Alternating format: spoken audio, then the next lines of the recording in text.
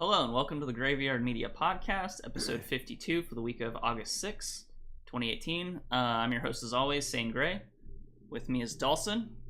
It's me. I'm here. I actually have things to talk about for once. And Thel, unlike us. I'm wearing like a polo t-shirt, and I feel like I'm like rocking the manager at a bowling alley couture. You can't really see it, but I'm already embarrassed. You're wearing a bowling shirt? Yeah, that's what you could call it. I feel like that's the best wording for it. Yeah. I'm wearing a V-neck like Mr. Peanut Butter. Like Mr. Peanut Butter. He Speaking does. of, let's talk about BoJack Horseman for 3 hours. That sounds Well, like not a yet. great idea. It's coming. Yeah, when's the date for that? It's soon. August 22nd. Boy, Yeah. will we have... Hey! Just in time for my birthday. Yeah. Boy, will we have something to talk about that week. Happy birthday! fuck. Depression! Yeah! Just like every year. Yay! Wow. Yeah. Yeah. So how have your guys' week been? Awful. Hate it. I haven't played any video games, and I don't want to do this stupid podcast anymore if I don't get to be the lead singer. Well, my computer broke for most of it. It was broken for like 3 days at most. That's most most of the week. Most of the That's work week. less than 50% of the week. That's most of the work week. That Yeah. doesn't work. That doesn't matter. The weekends are still your days off. Even when you're not working. But yeah, Alright, it's fair fixed now though, which is nice. Yeah, that's good. Yeah. Hold on, I need to turn down my fan. That's not true. Actually, the computer interferes with your work, huh? Or the not having a computer interferes with your work, doesn't it? Mm-hmm. It's pretty bad. Which unfortunately, the video might feel a little bit rushed this week. But I'm gonna get one out though. You say so. I believe in me. My mic's Can't going stop all it. crazy. Oh. Hopefully So that's what not coming back on the recording. Well, I don't boy. hear it. So Yeah, it sounds hopefully- fine on Well, my end. Well, yeah, you're hearing but- Discord, you're not hearing OBS. Yeah. We'll see. So, Thel, what Uh-huh, have yeah. you checked out this week? Oh right, yeah. That's the thing we do. I suppose the thing I checked out I should just start off with is the new Mission Impossible movie. I loved it. I thought it was fantastic. And I'm trying to do a new thing with movies where I write down my thoughts after I see the movie so that when I eventually talk about them on the next Monday after having seen them on Tuesday, I don't go, Go. It was good, I guess. Right? I mean, it had some stuff that I liked, and I remember liking it last week, and I'm happy that I saw it. The end. All right, Yeah. so, it was what I was thinking while watching this movie was this is the Skyfall of the Mission Impossible series, which y'all remember when Sam Mendes was gonna be our guy who gave us beautiful, gorgeous-looking action movies? Well, because I don't know who that is. he was the guy who directed the. Anyway, he eventually he released Spectre, and then we all realized, oh no. What was wrong And with Spectre again? I don't actually like James Bond, especially the Daniel Craig ones. So I think I saw one of them, but I don't remember even which one it was. Spectre was the one exactly after Skyfall that everyone was excited for because Skyfall was really, really good. That was actually kind of trash. Was that the one that starts out in Mexico? Yes, that is the one. Okay, then that's the one I saw.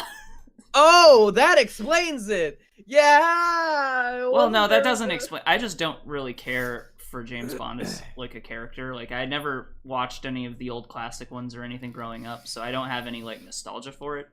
So it's just like another generic spy movie. My favorite character to James me. Bond is Mike Myers. So, Yeah, me too.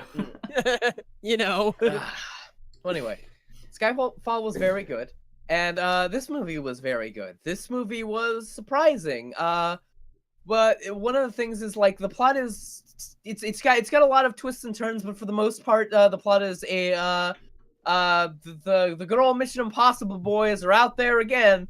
There's nuclear weapons, and they gotta get them. That's pretty much the plot of the movie. There's a bunch of stuff that happens around the nuclear weapons, but they gotta get them nukes. Yeah, Gotta keep them away from the bad guys. That was my Just problem. like Fallout 76. That was my problem coming out of this movie too. It's like the movie was good and I had nothing bad to say about it, and there's lots of really good moments in it, but my thoughts weren't complicated about it. It was just like, yeah, it was good. It's worth seeing, especially if you like spy movies. There's not really a lot to say around it, right? Yeah. I have a little bit to say. Firstly, the cinematography was gorgeous, especially compared to the other Mission Impossible movies. There were it was very like single colored movie where it was each location had its own color scheme, right? You know, you had in Paris, it had like that sort of yellow filter over it. In England, you had that sort of like the whole gray cloud thing that was going on. A lot of the establishing shot I remember of the club was really good. In Paris was gorgeous. Specifically, there was a great shot of two people talking in front of the Eiffel Tower, and then there was that shot of when Tom Cruise was dashing through all of those cars about to die. That tracking shot there, that was just fucking incredible. I agree. The action shots were really well choreographed. Yeah. Color tone in movies, I tend not to give people credit for that because usually everyone does that anyway. But I guess I'm with you that it was good. Yeah. And yeah, it was sort of like a filter color tone for like the French stuff, especially. I notice that all the time. It's actually more noticeable in like TV series, I would say. Yeah. Because I think that's super common in TV series because they have to like really hammer home where things are happening in a series. You have to really hammer home that Breaking Bad is in Mexico by making everything look oranger than New Vegas. Well, I think it's just like I think that TV series usually have to balance so many more locations that I think that's true. Yeah, like it's really noticeable in Game of Thrones. Yeah, I would say. Because like anytime you're in Winterfell, everything's extra blue, and anytime you're in King's Landing, everything's extra yellow. So it's like, yeah, this place is the summer place, and this place is the winter place. That's hey guys, look at the color. Couldn't you just tell by the fact that one has snow and one doesn't have snow? No, fuck you! Shut the fuck up, you idiot! Like, we know that Snow is currently in this location, so he would be in this place, and if he's not what the fuck you're talking about. But there's 2 places with snow. Yeah. Oh, no. What are you gonna do now, bitch? Yeah. Also, there's 2 places that are desert areas. Well, the one that has Jon Snow is one place, and the one that does not have Jon Snow is a different place. Well, it depends on the season now, doesn't it? It certainly does. I don't fucking know. I don't know. Saint stopped watching Game of Thrones with me. There were also a lot of shots that really hammered home the idea that the thing Tom Cruise is doing is not on a green screen.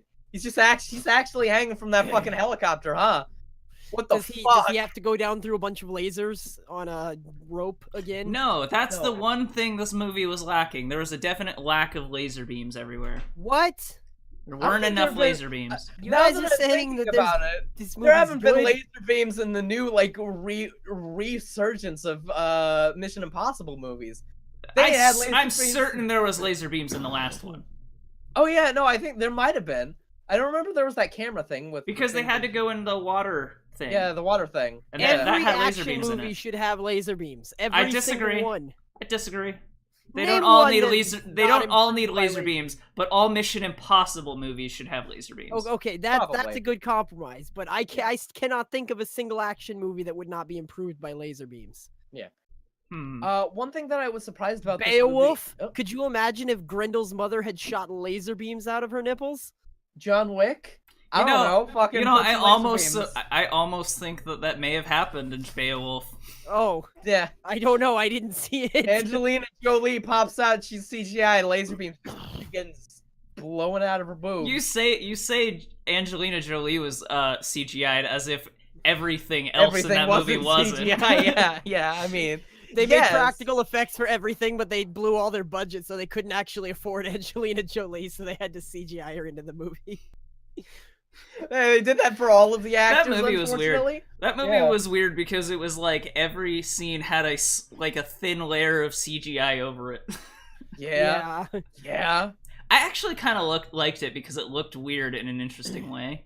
Yeah. And it was consistent, at least.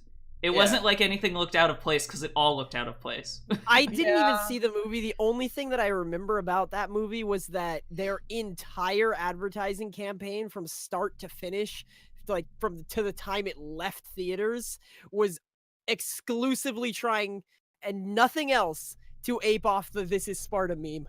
That's it. That's all they did. That is the only thing they did to advertise it.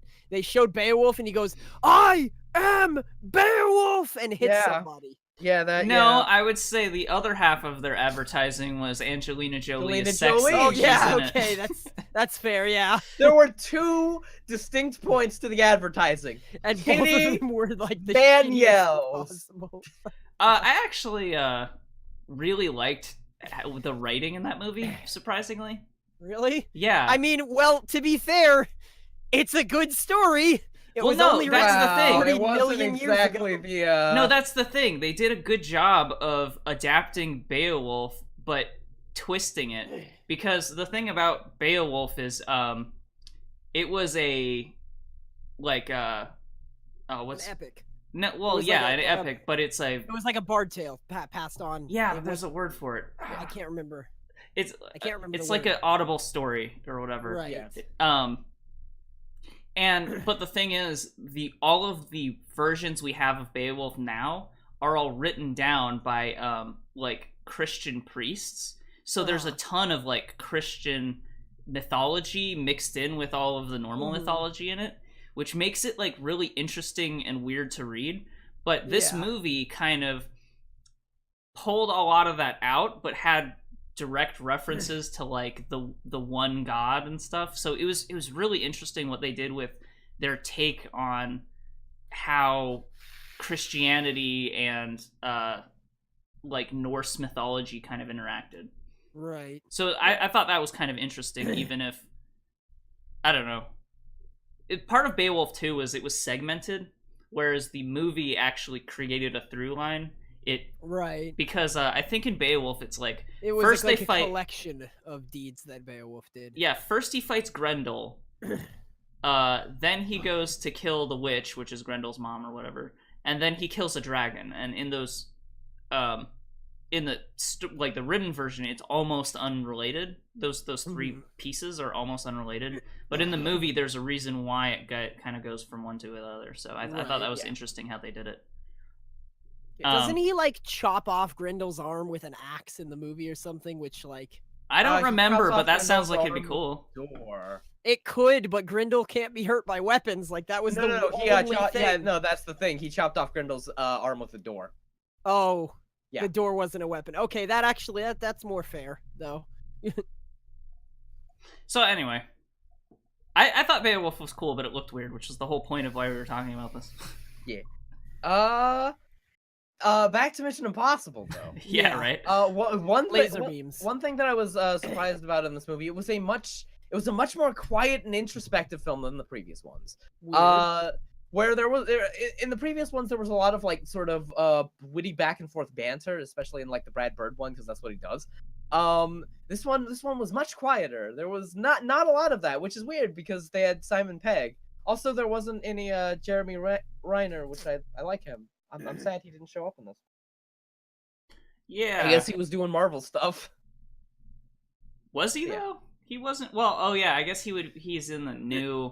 Yeah. The new one, right? Which Infinity War. Infinity War. The new Infinity War. I think he's in part 2 of Infinity War. So. Yeah, he wasn't in the most recent Infinity War. Who is he supposed to be? Hawkeye. Oh. Okay. Right. It was, and with that, it was the tone was a lot darker than the other ones.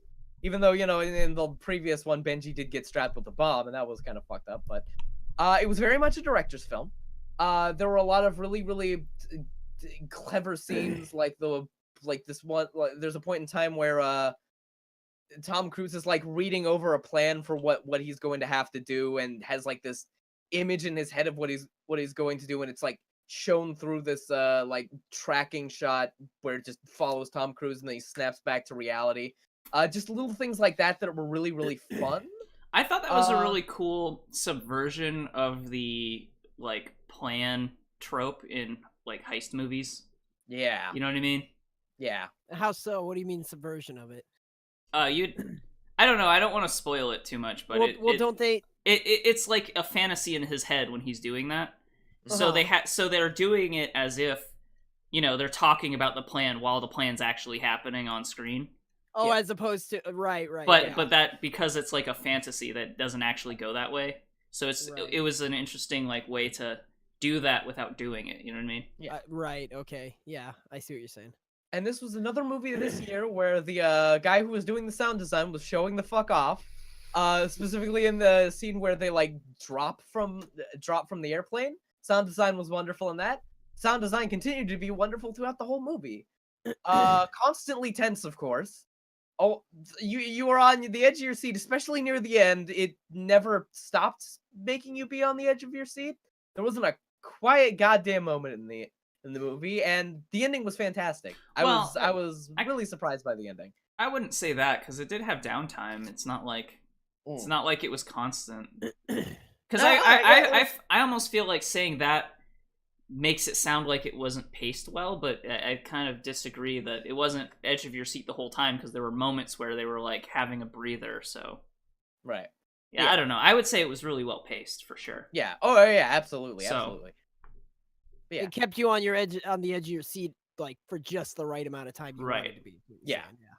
And one thing, like I previously mentioned Spectre, right? What Spectre tried to do in that movie was it tried to tie everything together in the dumbest possible way, where the villain was like, all of the things that you had to do previously, including this one thing that had nothing to do with the other things at all specifically. That was all me, James Bond. I did that. It was me, Barry. I made you trip down the stairs in the front of that girl in high school.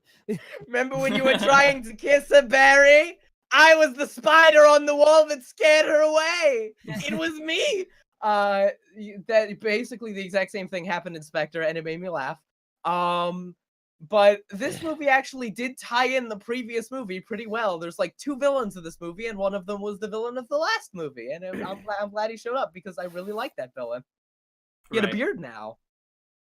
I just thought it was weird that like I thought that they were going to continue the story more directly, but then it was like, okay, so after that movie happened, they're doing this stuff. Yeah, and then this is the thing that sets everything into motion at the beginning of the movie, not last movie's events, which I thought was kind of weird because I thought they could have just continued it kind of directly almost, but whatever, I'm fine. Mm-hmm. Yeah. Overall, Mission Impossible Fallout, good movie, probably the best Mission Impossible movie. They did a damn good job of this one. Go see it. You probably already have based on the box office numbers and made a lot of money. Good. So yeah. Not that there's anything else playing. Yeah. Good. I didn't even see a movie this week because there's like nothing playing. Yeah. 8th Grade came out. Who? The new Bo Burnham film. He made a movie. 8th Grade? Yeah. See the guy that writes Captain Underpants? No. Well, oh well. Boat Burnham. Bo Burnham. He's the comedy guy who does the piano. Like I said, it's been a really weird week for me. I almost went and saw that movie that you were talking about last week. Which one was that? Sorry to bother you.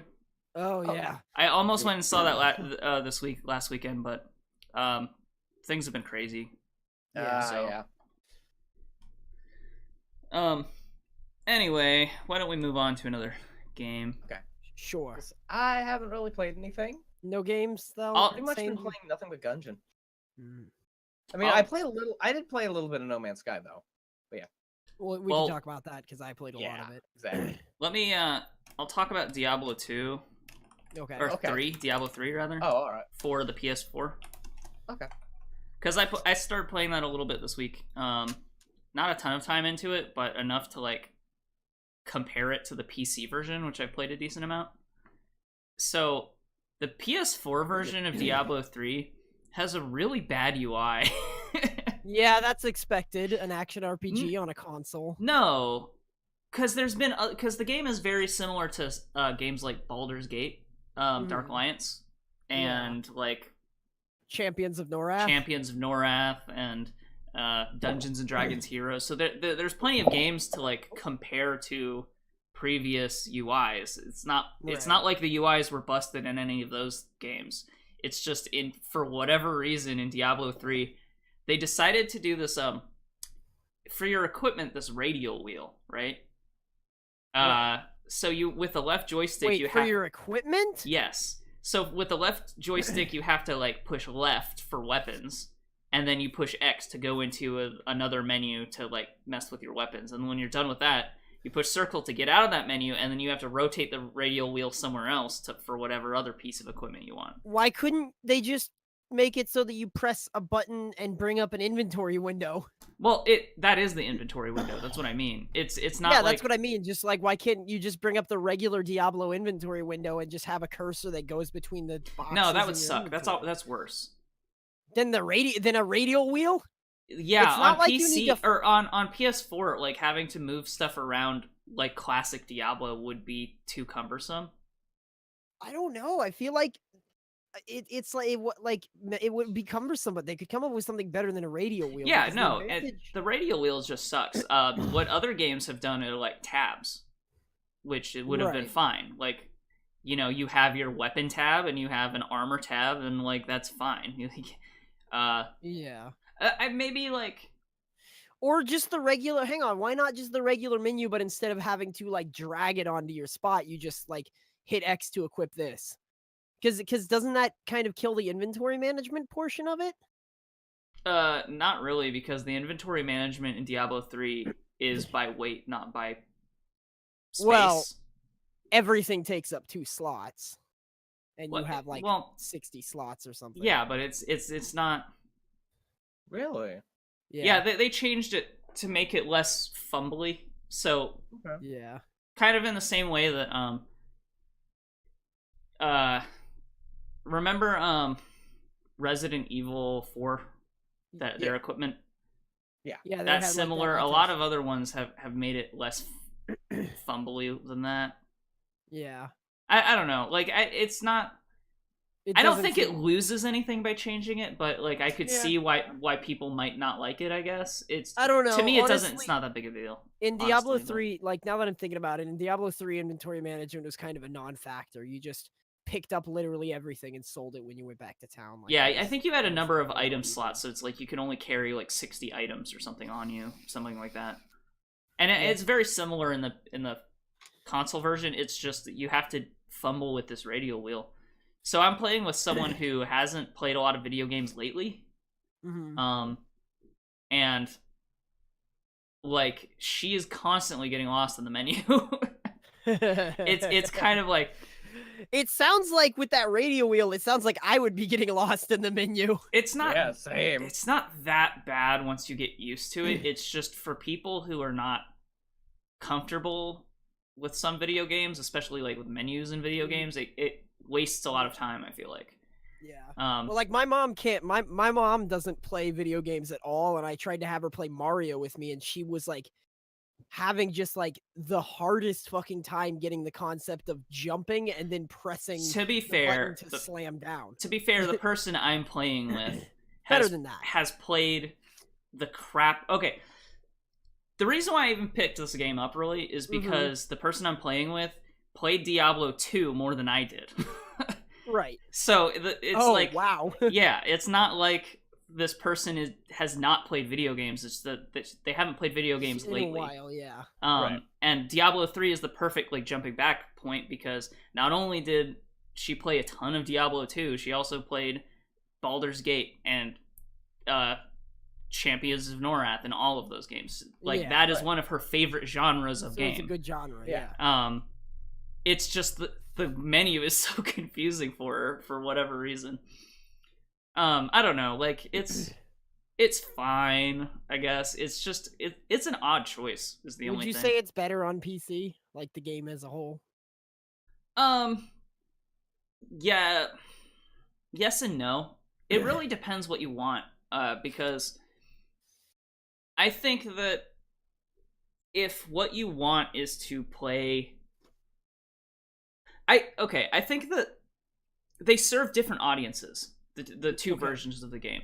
The version of the game on console is really good for like couch co-op. Like 2 people can play on one screen, and you're not dealing with split screens. It's just like you're on the same screen and you're just doing it, right? Right.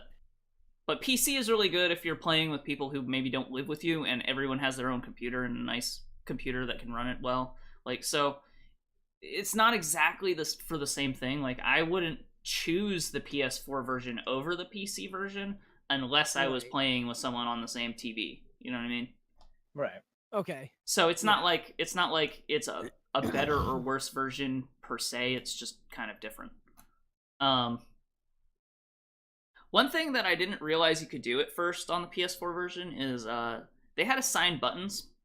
So like you could only put, or initially I thought you could only put your basic attack on X, and like your next ability would be on square or whatever. Right. But apparently there's an option in the game settings that lets you decouple that, so you can put whatever buttons on whatever keys you want. So that, right, which is I think there might be a similar option on the PC version, but it's a little bit easier to. I don't know. I guess I wasn't looking for option menus on a console game. You know what I mean? Yeah, I get you. And actually, that's an interesting thing about the console version of this game. There's a lot of options.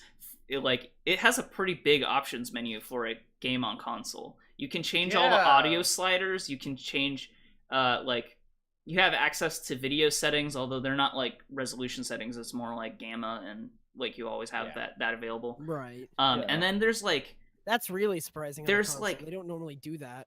And there's like 40 checkboxes and gameplay options. You can turn on health bars for allies. You can turn health bars for enemies. You can turn on damage text for all damage text versus just crit damage text. You can make it so that items have different icons on the ground. There's like some colorblind options in there. There's you can make it so your character's name appears over their head when you're playing. So that's a lot of options. Yeah, it's surprising, but it kind of makes it. A lot of times developers will like develop a game for consoles and PC, whereas I feel like Diablo 3, like, it was developed as a PC game because of Diablo, that's what Diablo is. And then when they so like they already had all those options there, and then they took them into the PS4, whereas if you develop it for like simultaneously or port it to the PC, you have to come up with new options to put on the PC for graphical settings and stuff. Right. So I think it benefited from being on PC first. Yeah. Maybe. Well, I don't know, because I think their releases were very similar in time. I think they were pretty close. And I think that's one of the complaints on the PC version was some people were saying they consoleized it a little bit, which I don't really agree with, but I remember hearing that complaint. I don't think they consoleized it, especially if the console version is so different in the way it controls and stuff. Like it. Control-wise, it's pretty similar. The only difference is like instead of the PC version has very like Diablo controls. Like you drag and like you click and drag and hold, and the the characters run towards your cursor and stuff, just like Diablo. In this game, you control the character directly with a joystick, which is almost nicer in a weird way. Right. But I would not choose analog control over my character over some of the other like weird like heads-up display choices. So yeah. Another thing that the console version has that is not on PC version is the right joystick is a dodge button. Oh, interesting. So if you push the joystick like to the left, your character will roll to the left. Huh. And I remember hearing when they added that feature, because on the PC version of it, it's really easy to position yourself and keep yourself exactly where you want to be. You can precisely go where you want. And you can precisely target enemies that are near you. Whereas in this game, they did a surprisingly good job of making ranged abilities really work well, but I could see how it at times you could get overwhelmed. And especially if you're playing co-op with someone, your character might not always be in the center of the screen, so it's easier to get lost than on the console. Yeah. So, yeah, I just think they did a really good job of translating it to PS4, other than the UI. So surprising, because I really haven't heard anything about the PS4 version of Diablo 3. Other than it sold really well. Yeah, that's all I know about all I knew about the PS4 version is that it sold like crazy. But I think that's like, not that surprising. So it's good that, you know, like I'm not some kind of I am absolutely a PC elitist. I was gonna say I'm not some kind of PC elitist, but that's not true at all. Same. High five. But I wouldn't say that you're PC elitist. It's you have a preference for PC. I have an extreme preference right. for PC, yeah. But like you're not like, oh, you play Nintendo games on the Switch. You're a scrub. So it's like, I don't know. I guess so, I mean, yeah, all right. Fair you know enough. what I mean? Because like, I feel like that's what people think when they think about a PC elitist. Fair hey, man, enough. I can't get Mario on a PC yet. But I think that my point is that I want to, like, I like seeing other consoles get these games that are like PC exclusive, like shit. Like I thought it was really, really fucking cool that Warframe is coming to the Nintendo Switch, you know. And it's like, I don't know why, like, now that I think you were the one to mention this, you need an internet connection to play it anyway, so it's kind of strange that it would come to a portable console like that, but it's still cool. Like, I'm glad that just means more people can play that game that I also like, you know? Yeah, unless they change it, I guess, to not need that. Yeah, maybe like you could do solo missions offline in the Switch version, but yeah, I don't know. I don't know how it works, but I do think that's a little odd. But yeah, I don't know, like it makes games more successful, games that we like more successful, so they should do it. Because then we have a better chance of getting more content and more new games for that series. So good like Hollow Knight was incredibly successful once it was released on the Nintendo Switch, and I'm super happy about that because that means Team Cherry made more money and they deserve it. Yeah. We said Hollow Knight, put that in the tags. So the other thing I played with the Diablo 3 is I played the Necromancer character because the version I bought came with it. Okay. On the console version, it's like an extra $5 for the Necromancer character, unless they've bundled it since. I have no idea. So the Necromancer character it seems like the same Necromancer character. The thing that I forgot about Diablo 3, which is really cool to me, is every character has its own like storyline. Yeah. As you play through, so it's almost worth playing through the game through the game multiple times as every character just to get their perspective on events that are happening. Mm-hmm. So it's like the Necromancer is like, oh, the dead are rising again in this place. I need to go and make sure the cycle repeats itself or some weird kind of thing like that. I don't know. And the Necromancer kind of walks around being like a gruff asshole to everyone. It's kind of funny. Yeah. The Necromancer, I like the Necromancer in Diablo 3. Like, I like that his summon skeletons is a passive ability. I kind of don't, almost. Really? Yeah, because I don't know if it works See, I've not played the PC version of the Necromancer, so I don't know exactly how it works on PC. But on the console version, once you unlock the skeleton ability, it just has 7 skeletons. It just summons 7 skeletons and they run around. And you can push a button to make them like gang rape one enemy, which is kind of funny. But especially on the console, it's really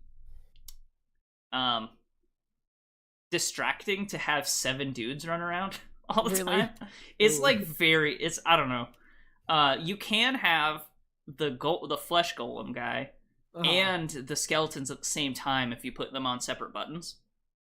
But I just stopped using the skeletons because it's like there were too many things on your screen. It was hard, like, because like I said, you're not always in the center of your screen on the console version if you're playing with someone else. It was weird. I was already losing my character occasionally. When there were 7 dudes also running around, I like had so much trouble. Plus, the necromancer kind of looks like a skeleton anyway, so Yeah, well, it depends on what your armor and stuff looks like, but yeah. right. I don't know. But some of his other abilities are cool. He has this thing. So, okay. What they did with corpses is really strange. In Diablo 2, you like when something died, it would turn into a corpse. Yeah. And then you could use that corpse for like corpse explosion, right? And it would it would basically splatter out into blood. The way that it works in this game is not only do enemies have like corpses that eventually disappear, they drop like a pile of guts, and that is the corpse for the sake of the necromancer. Yeah, for the abilities. So, and one of the things you can do with the golem is if you have the golem's like active ability is he runs and just jumps on an enemy and explodes into corpse pieces. And then so what you can do is if you have one of the stronger corpse abilities, you can just kind of use the golem to create corpse pieces and then just kill everyone with corpse attacks. Yeah, because each one that you kill leaves another corpse that you can just keep chaining that off of. I love it. And I never used to like corpse abilities in Diablo 2, but I really like it's my main bread and butter skill in this one, so yeah, I think that's cool. Although summoning like skeleton mages is cool too. I like how that works versus it's like time limit. It has an uptime. Yeah, instead of summon skeleton mages is active. They're instead basically of just, like summon. Kind of, but it depends on which one you have because the passives alter it. So yeah, I don't know. Like so far the Necromancer is my favorite character that I've played on Diablo, but I think he's fun. He's pretty much. I think he's my favorite character. Like I like him a lot. I haven't played Diablo 3 in like 7 seasons though, so I don't know really. My favorite was the Crusader from what I played. Crusader was pretty fun. So pretty fun. I like that you have a Hammerstorm. I don't use Hammerstorm, but then you can get a unique hammer that makes the hammers follow you. Anyway, I think we should play Diablo 3 together still. I agree. It's fun. Thel. No. Thel. We've played worse Diablo clones, man. We have like done that. Well, we did, what was that one that was Van Helsing? Van Helsing. Oh boy. Yeah. That one just got kind of boring. Yeah, it was okay. Yeah. It was just boring. It got boring, yeah. I didn't like Torchlight that much. Like weird. Yeah, I don't know. Something about Torchlight. I didn't like Torchlight because to me it felt like I didn't like about Torchlight. Everything was just a bullet sponge, and you including yourself, like you didn't take a lot of damage, so you didn't have to really skillfully dodge anything, and everything took 10 million years to kill, but it didn't really deal any damage to you. So like, I don't know. My problem with Torchlight was actually the environmental design. Everything was hallways and corridors instead of having any open areas at all.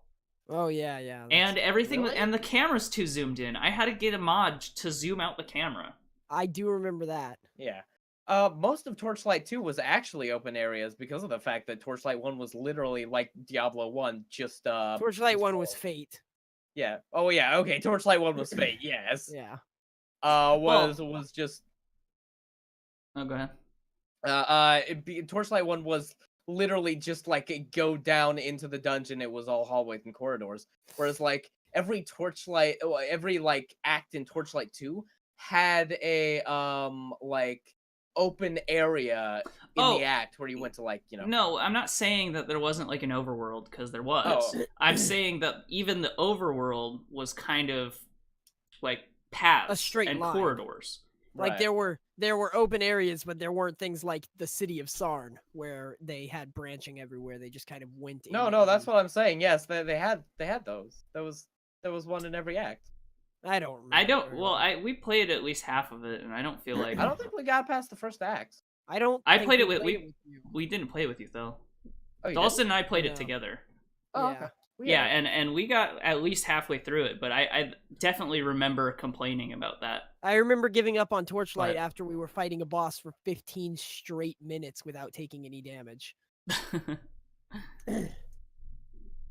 You know, games Diablo clones have a really bad habit of giving you too much like healing skill, like healing abilities.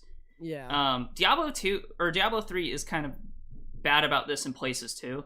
It tends not to be quite as bad, but there's lots of heal on kill, and there's lots of heal on hit effects on everything, and those are like, you know, those are so good that you should take them any chance you get a lot of the time. Yeah. But when you are using them, it makes you almost invulnerable except in specific situations. So it's like, I don't know. Right. See, that's one of the things I like the most about Path of Exile is those are very rare unless you build very, very specifically for them. I have a character that's built very specifically for them, and he is functionally invincible, but Thel's character deals more damage. The only way that my character is capable of dying is if he gets killed in one hit. Otherwise, I will instantly heal any damage that is dealt to me. Right. But I had to get to like level fucking 90 to do that, and getting killed in one hit is much more likely because I don't have as much health as other characters. So yeah, like Path of Exile is really good about balancing that amount of damage that you're taking. I feel like Diablo 3, the way that it deals with that is instead it makes it so that you have to pay attention to what you're fighting more. Right. Because there are some enemies that you absolutely cannot die to. There are other enemies, if you're not paying enough close attention because you got lulled into a false sense of security from killing a bunch of trash mobs, it's like, oh shit, now I'm dying. Yeah, it's like, oh no, there's Warper and Prison and Arcane, and... Do you know what's the worst? The lightning dudes. The lightning dudes are always the worst in every Diablo clone. It's true. Yeah. It's like those lightning bugs. We were lightning bugs in the fucking desert. Those. The reason that you quit at Act 2 of every playthrough. No, the reason why we quit it at the desert of every playthrough is just, okay, we made a good distance for tonight. We'll play again tomorrow. And then we don't. And then we don't. So anyway, that's a lot of Diablo. My favorite thing about Diablo 3, though, comparing it to games like Torchlight and games like Path of Exile, I like Path of Exile a lot for different reasons. But it's funny because the thing I like about Path of Exile the least is the thing I like about Diablo 3 the most. Which is? Abilities are like in Path of Exile, the cool thing about it is you have all of this equipment and you get skill gems that, you know, you have all of these incremental small things that change the way that your abilities work. Right. So you have, you know, like first you have a arrow, and then you have a split arrow, and then you have a lightning split arrow, and it's like it builds on top of itself, which I think is really cool. The thing about Diablo 3 that's really cool is that all of the abilities that you get change how you play in a significant way a lot of the time. Or it changes the ability in a very significant way. Right. But most of the time. Like, for instance, the Spectral Ghost with the Necromancer. Like, the first version of it is just a ghost guy who shoots, like, projectiles at enemies until he, like, disappears. The next version is, like, a decay version, and he runs up and he, like, slows everyone around him. And he behaves really differently in terms of his AI. And then the third version is like archer versions of that, who like you summon two archer guys and they shoot arrows. And they do like normal physical damage, so things don't resist. Yeah, they do physical damage, but the more they're attacking one spot, the faster their attack speed is getting. So like they all like different abilities of like work significantly different. Yeah. There are some abilities on some characters that I flat out won't use unless I have a particular rune for it. Like right. Like Cyclone on the Barbarian. Cyclone's my favorite ability. They have a rune that just pulls enemies towards you as you're cycloning. So, and that just makes it incredible. Right. So, I don't know. It's just, like, you can level up and then look at your new ability, and it could completely change your playstyle if you... Yeah, change the way you build entirely. And you can swap it on the fly. Right. So that's one of the coolest things I like about that game. So I don't know. That was a lot of Diablo 3. That was kind of more than I was anticipating talking about it, but got sidetracked. Yeah, we went off the rails a lot. We all like that type of game, so yeah, talking about different types of that type of game. Why don't you talk about Dead Cells, and then after that we'll talk about No Man's Sky. Okay, so I'll go with Dead Cells first. So I've been playing kind of a lot of Dead Cells. It releases, well, if you're watching live, it releases tomorrow. If you're watching recorded, it releases yesterday. It releases August 7th as an official release. It's been in Steam early access or whatever for quite a while. The reason that I picked it back up is because I got an invite to alpha test the Twitch integration mode of Dead Cells. Now just real quick, Dead Cells is kind of like a roguelike action game where the combat, and now a lot of people burn you for this, but the combat, it feels very, and just the game in general feels very like a 2D kind of Dark Souls. It is significantly faster paced than that, so don't get that wrong. It's not I wouldn't call slow... I'd say it's like Castlevania. Sure. I wouldn't say it's I wouldn't say it's Dark Souls. The reason that I say that is because a lot of the weapons will lock you into an animation. They have things like shields and parrying. They have ranged weapons, which are more like support weapons than they are actual weapons that you can use for a whole run. In 2D, though, those have been things that have been around forever. Especially if you compare it to, like, Symphony of the Night. Castlevania Symphony of the Night. A lot, other than parrying, like, all of that's been there. Like, getting locked in animations and stuff, that's all been there forever. The only difference, I think, is... well, other than the fact that people want to compare everything to Dark Souls, I guess, is right. I don't think it's similar enough to Dark Souls just because the action is too fast paced. Yeah, you can chain attacks too quickly in that game, so I don't know. Yeah, that's Dark Souls is too methodical for me to really. You don't really get stunned for taking an attack. Like, you can take an attack and not even notice if you're not paying attention. Yeah, right. But in any case, it has a lot of that like it's very fast-paced action. That's one of the important things. But yeah, Castlevania, I think, like Symphony of the Night specifically, would be a good comparison.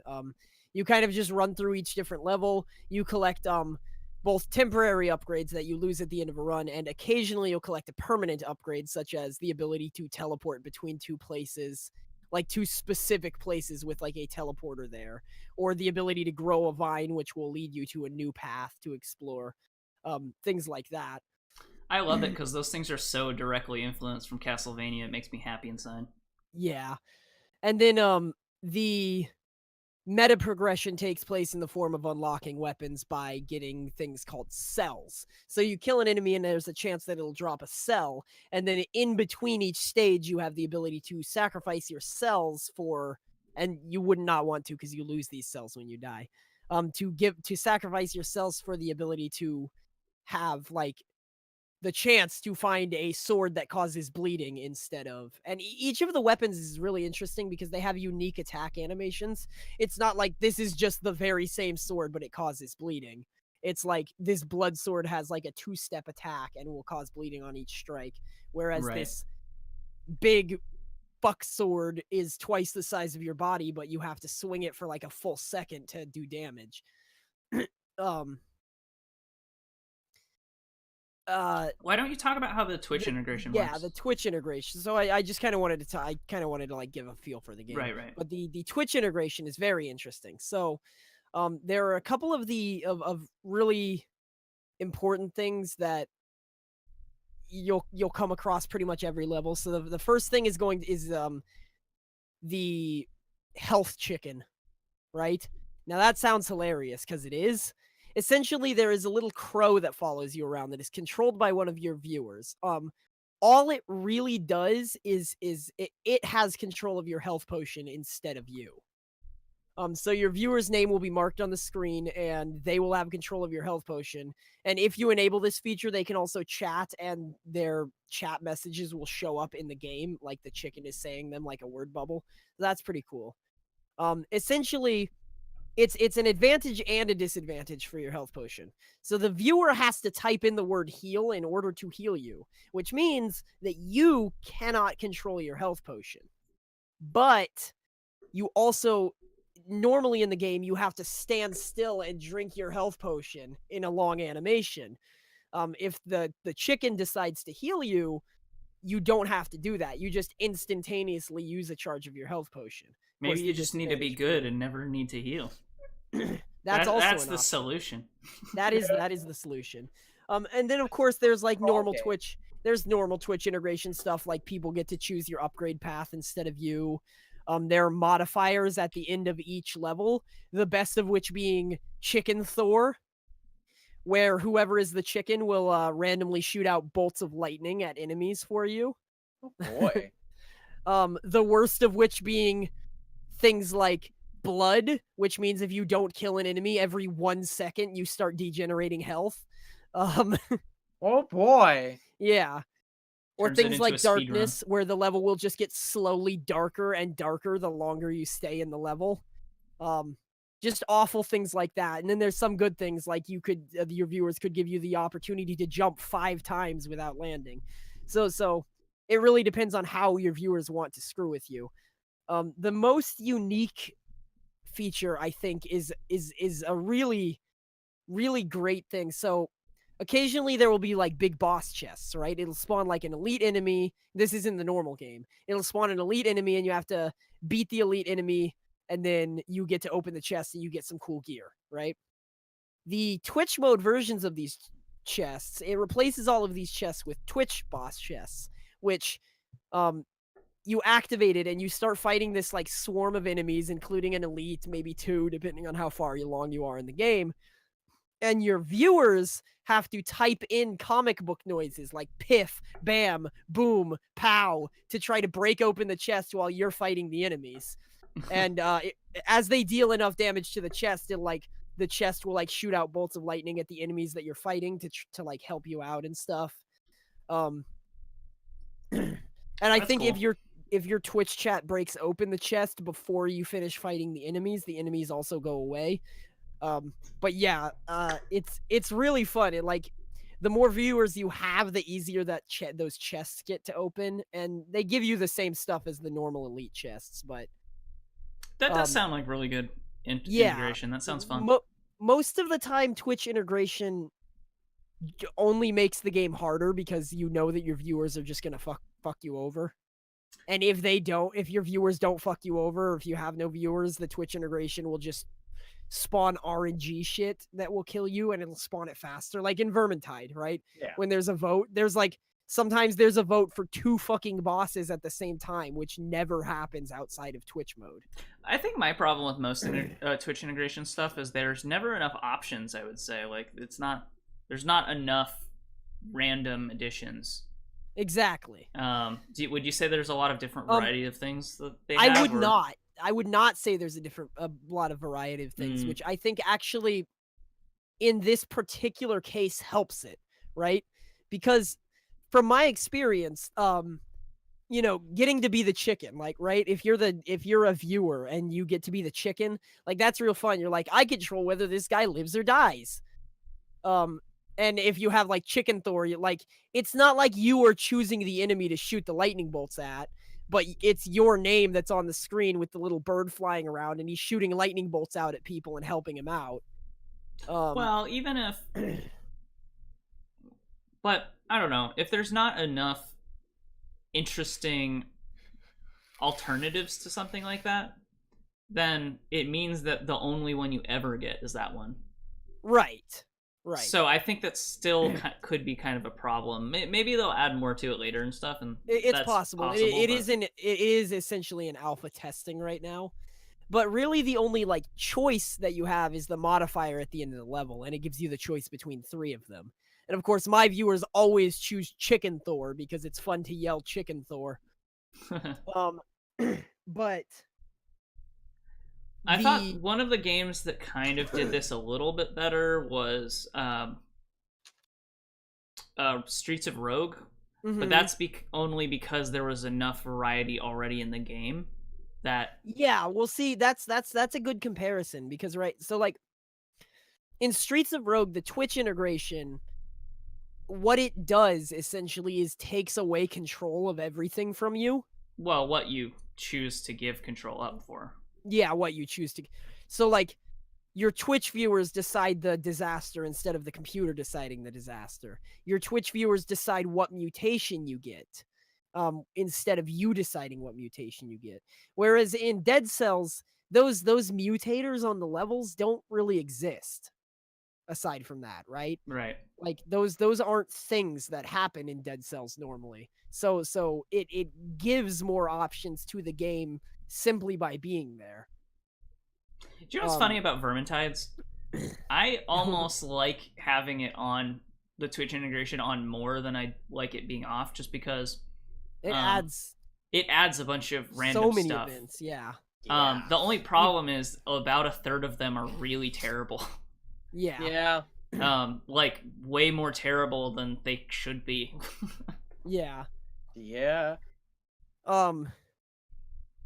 The last bit of Twitch integration is something that's really, really fucking cool in Dead Cells, right? When you get to a boss, like an act boss or whatever, like a big boss with an arena, the one viewer gets selected to control the boss. And they don't directly control like its movements and its basic attacks and stuff, but every 20 seconds they can choose which special ability it uses. I had one viewer which just chose the flies a special ability, which just spawns 100,000 fucking birds that fly around and jump down and attack you. And he chose it like 3 times in a row, and my screen was so filled with flies that I couldn't tell where the boss was. And of course I died there. But man, like it was really fun because obviously the boss wouldn't do that 3 times in a row normally, right? Another person spammed me with like acid rain, which I just had to dodge like Tohu to even be able to get close to the boss. That's funny. Things like that is really fun, yeah. I think Twitch integration as a whole is just a really good idea because it gives you viewers a way to directly interact with the game rather than just watch you do it and say, "Hey, you should try this." They like can directly influence what's happening in your game. So I really like Twitch integration features in games like that, you know? Yeah, the only shame about them is in most cases they're only useful if you are streaming or have a decent amount of followers. Yeah, exactly. But the first time I tried it, I only had like one person hanging out, and it was fun to like have him control my health potion and help me with the chests and stuff. But I think this game's probably better because even with one viewer, they have more control. But something like Streets of Rogue, it was like we had Megan was the only one watching, so she was just choosing for us instead of the computer. So it was like that was kind of lame. Yeah. Why don't we talk about No Man's Sky? And then we'll go to a break after that. So, I'm going to put a disclaimer here. I never played No Man's Sky before the next update, right? But I do know... I only watched streams of it originally, so I have an idea of what the game was because I watched streams of it, but... Right. So the next update, from what I can tell, essentially completely overhauls the game from the ground up and turns it into not every single thing that they promised, because they promised so much that there's no game in reality that could come, like there is no game that could possibly deliver on everything that they promised. They were just saying it'll have this and that and this and that. Well, it'll be actually, so cool. remember when it was coming out and I looked at all of the things that they did promise, like the specific list of stuff, and I was like, you know, this will get boring after like a month. I think it's very possible to deliver on what they promised, especially if games like X3 can have come out like how many years ago? Almost 10 now. It's like at least half a decade ago. Yeah, well, X3 doesn't have all the shit they promised because some of the shit it has all the shit they promised, basically, except for landing on planets, and you can fly all of the big ships in X3, and they never promised that you could do that. But No Man's Sky was never really about Yeah. a lot of No Man's Sky was about being on the planet, so like I don't think that it's a very good comparison, those two games anyway. Now, that said, they did add a lot of space stuff. So the most obvious thing that they added to the next update that's really fun and cool. You can't assume direct control of them, but you get a frigate and a fleet of ships that you can hire.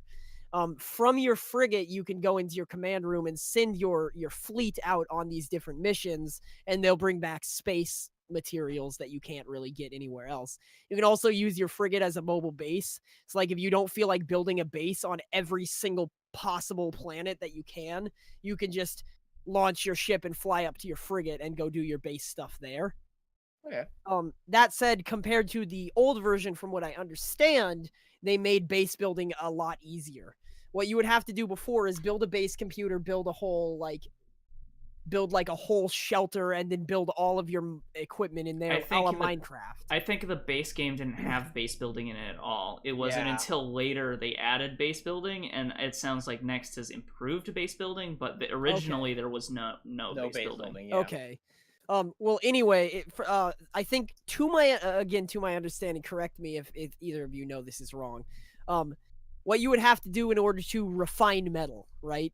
Say you wanted to take your copper and refine it into better copper. I don't know if it was chromatic. It's chromatic metal now. I don't know if it was before. But if you wanted to refine your minerals, you would have to build a whole base and then build a refinery inside of that base and go through all of the steps necessary to build a base first. I don't know, because I believe before it was just like you would destroy a rock and it would give you like elements.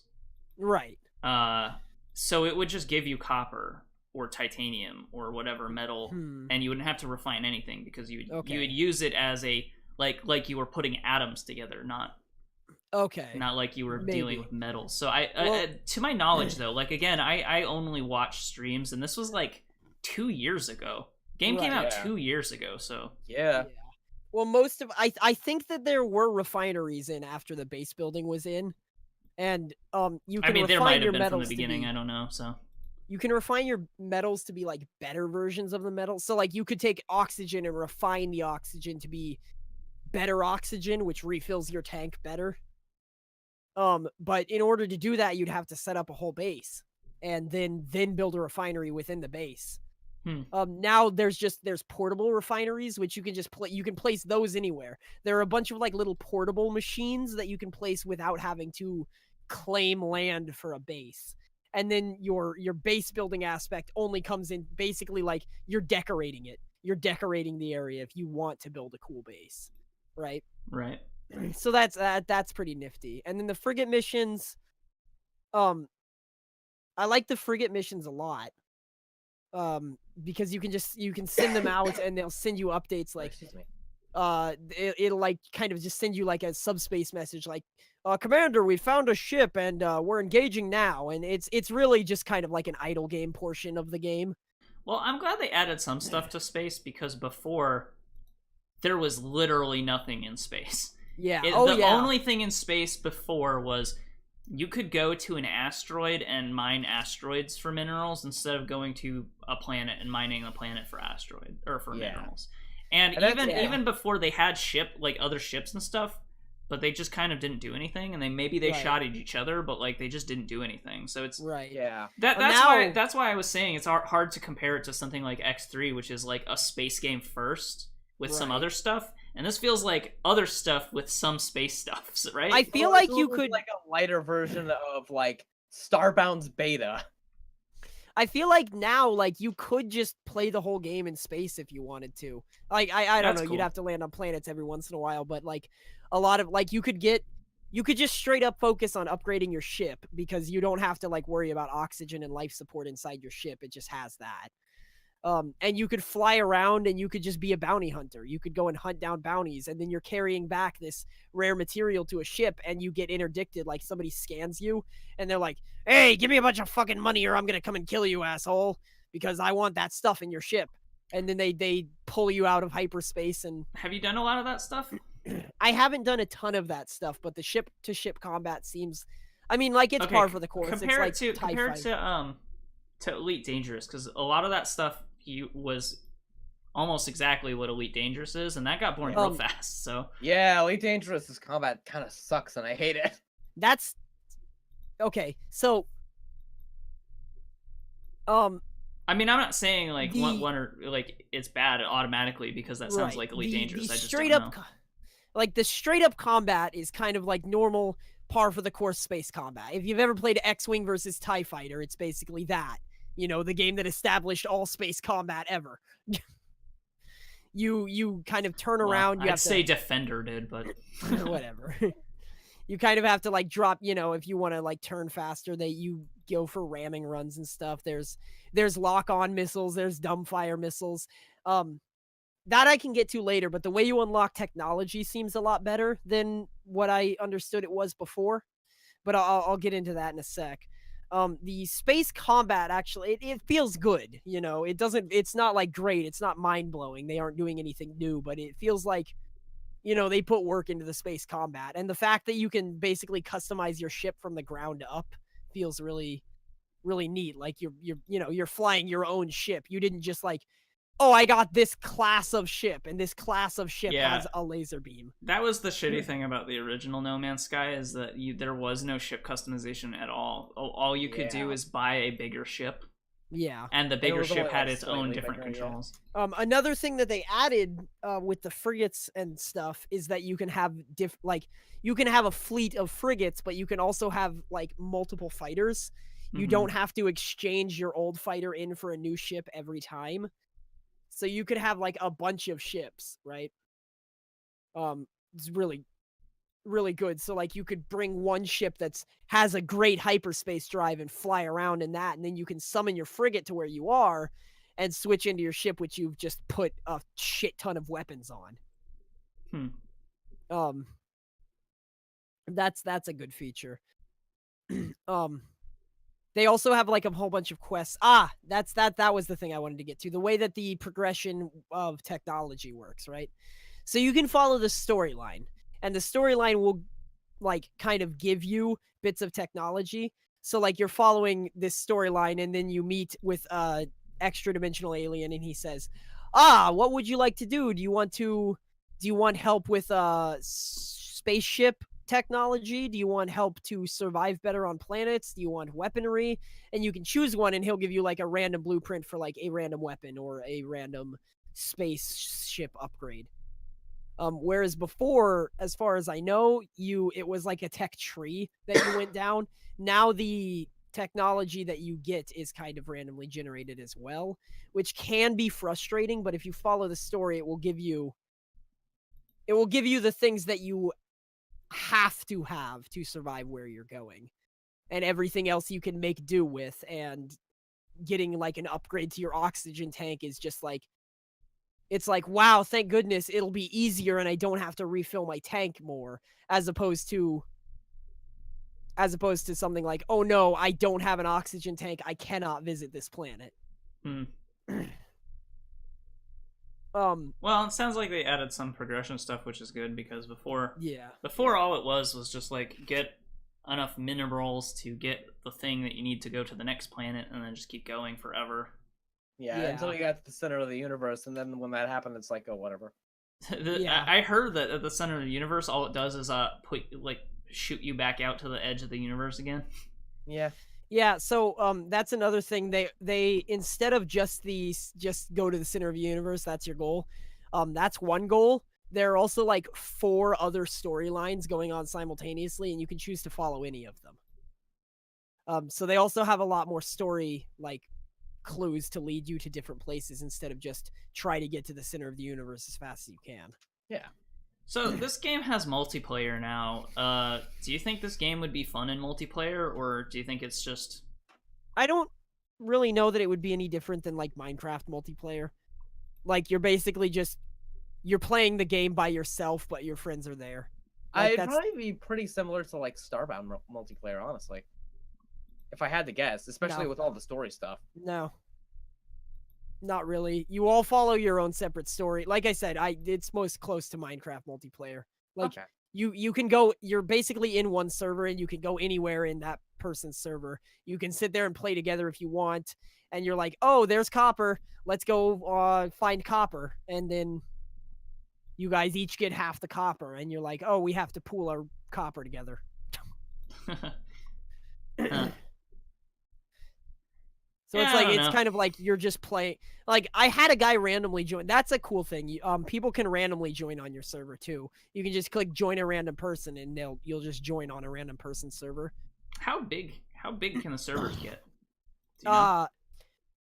You can have 16 people that are connected to your server, but there are 4 players that you can interact with. The other 3 groups of people are more like Dark Souls phantoms. You know how like you're Mhm. running around and you can see like a ghost of somebody doing something. That And seems of course- silly. Like they almost should just make that like they should if they're gonna do it that way, they should just have the 4 players and then just have it be like 50 or something can connect to one server, because then you Yeah. could have large community servers, which would honestly probably help a game like this quite a bit. Yeah. Well, Yeah. one of the things that's like Oh, I don't excuse me. like okay, so say there's 16 people in a server. Anybody who's not in your group isn't going to know where the fuck you are, and there's like 1100 quadrillion planets. Well, that's what I mean. You That's will why it would be literally- good. That's even, why but okay, even with 50 people, you're But- never going to run into somebody else unless you try. I don't know though, because if yeah, there's a lot of planets, but depending on how oh shit. Whoa, is he okay? Yeah, he's He's fine, back, but he he's pulled fine. the curtains down. Shit. Oh. Whatever, Oh. it's fine. It's Yeah. brighter in my room now. Yeah, all right. Well, you cat wanted you to have some more natural lighting. I guess Was that's that it. Rex or Tybalt? It was Because Tybalt. Rex It's is in the always corner Tybalt. now. Oh, he's been in the corner. He just sat up. Rex Oh, is like, okay. what the fuck did you do, idiot? See her. Ugh. There you go. Anyway, no, but like depending on how fast each individual player goes through the server, if it runs for long enough, then you'll come across evidence of other people being around there, right? Oh, Yeah. well, okay. So the way that No Man's Sky has always worked is when somebody discovers something, like if you're the first person to scan something, Mm-hmm. it will, for every single player in the game, this is the one promise they made good on. Say you scan an animal, now if anybody ever visits that planet in the future for the rest of history, they will see that you were the one who found that animal. You were the discoverer. Right, You sure. named But it what I'm Butt saying, Dick Monkey. right? But what I'm saying is, if you're in a community server, you could do things like build bases on a particular planet, or deform the land by like over mining places. So you could come across evidence of other people being there, and I Well- don't think it does that just to the server at large. So You can with your bases, you can upload a base, and that will place that base on that planet for everybody. But I think you're right about the minerals. Like things can't get mined out. right. So you can discover other people's bases if they decide to upload them to the server. But Right, but that's what I was saying. Like a community planet would be interesting because Yeah. you could have specific hub planets that it's like, okay, for our Reddit server, this is like the this is our place base where planet. everyone is going to build their own bases and make a big city in. You know what I mean? And the You could planets do are stuff like fucking that. huge too. Like there are 2 places on the same side of the planet. It was like it'll take you 8 minutes to reach here. You better go into hyperdrive to get there in your ship faster. And I'm like, okay, well, maybe I'll just explore on the planet and make my way over there. And I land on the planet at my base, and it's like, okay, it's going to take you 72 days to walk to this location. And I'm like, oh, maybe I should use my hyperdrive. That's funny. And that's on like 1 planet. So like Well, the planet's big enough, I guess. the Yeah, but I'm planet's just huge. The saying, planets like, can get huge. and I guess even a smaller server like 16, if enough, like you could probably connect at different times. I just think that it's kind of a lost opportunity to create community hubs for specific places. Yeah. I don't know. Yeah. Some people one thing that I know is possible is that somebody can upload their base with a base teleporter, and then they can give you the teleporter coordinates, and you can craft teleporter coordinates and go to a space station and teleport there using the space station teleporter. So you can like go and explore somebody else's base while they're not necessarily playing, but I don't think you can really do anything with it. Right. Except for I heard they also made space stations more interesting. They're more than just garages with aliens that say 2 words. Oh yeah, really? Yeah, interacting with the aliens is very important. Yeah, before they the... had like a language thing, and so you could learn what they're saying and kind of, but all you would really do with them is trade minerals, and or buy ships. And so the space stations were essentially big garages, and that was it. That's all it used to be. So the language thing is still there. You have to learn particular words, but the words make it easier to like solve puzzles maybe. So like you can go into a facility. There's still some puzzle stuff, but right. So like you go into a space station and a guy will be like, "Ooh, oobla, friend goop grakata narglogum bogum multi-tool." And you'll be like, "Oh, he wants to sell me a multi-tool. Say yes." And then you can buy the multi-tool from him.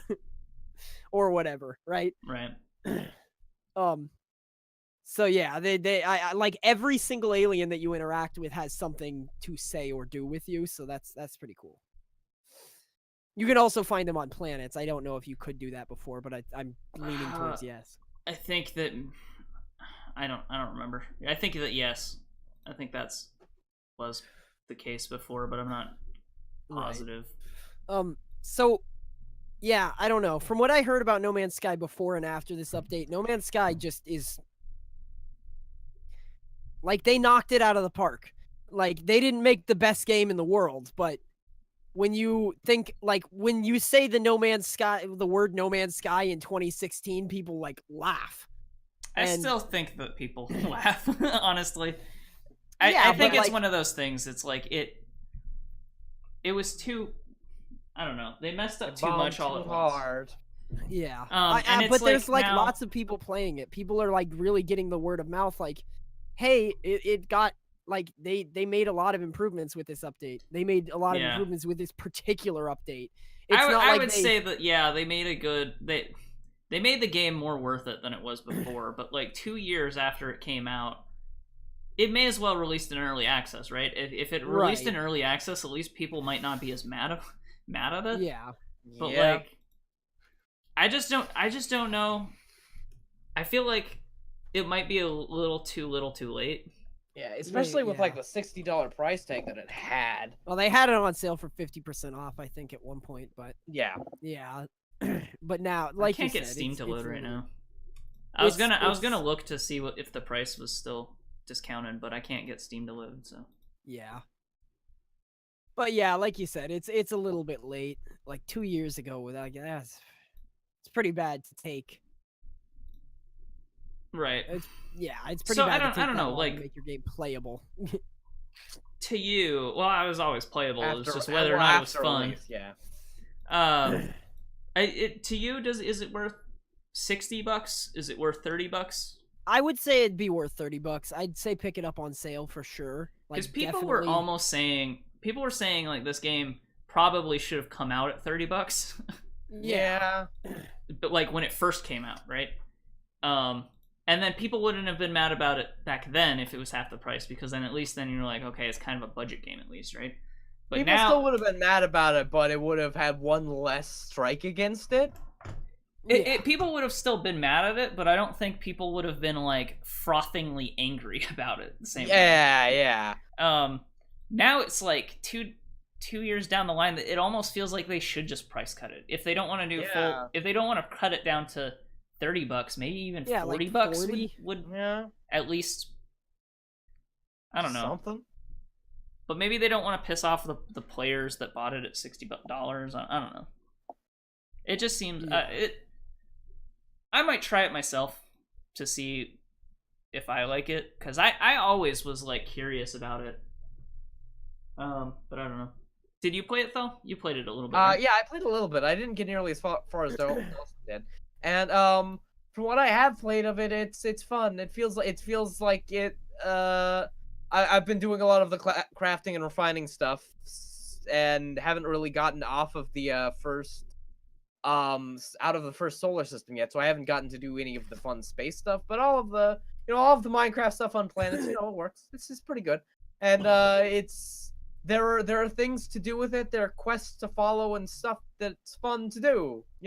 I feel like and that was the whole problem with No Man's Sky, was that there really wasn't anything to do. Yeah, I got past the first where I fixed my ship, and it continued not being terrible, which was well, as much more than I expected from it. Right. Oh, it seems like Steam community is down right now. The store is up, but the community is down.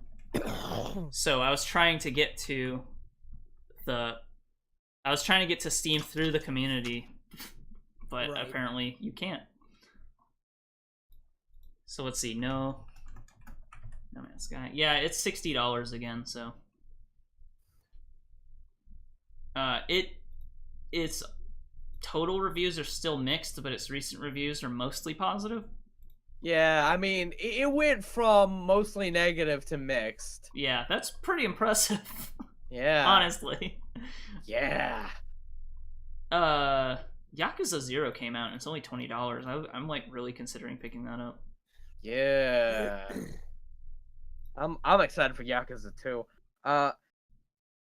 Yakuza the second or Yakuza also? Yakuza also. Okay. The second Yakuza came out on like the PlayStation 2. If I wanted that, I could go grab my PlayStation 2. Well, I think they I think they're releasing a remake of it called Kiwami 2. Oh yeah. I think that's the first one too. There is the possibility that you were talking about Yakuza 2, is what I'm saying. Yeah. Let's see, Kiwami 2. I thought did Kiwami 2 already get released? Kiwami 2 came out last year, December. Yeah, that's what I thought. So it's been out for like that's about 7 months. Yeah. Okay. Yeah. Yakuza also. Yakuza I'm thinking about picking that up. Anyway, why don't we go to break so I can fix my blinds. What time? Why don't we come back at 5:30? Sound good? Sounds good to me. All right. 5:30. We will check you guys in a little bit. All right, we're back. For the last half hour of the show, we're going to talk about, or I don't know, half hour or so of the show. We're winging it here. We're going to talk about gaming and movie news. So, I don't know. There's some gaming news. What do you want to start with?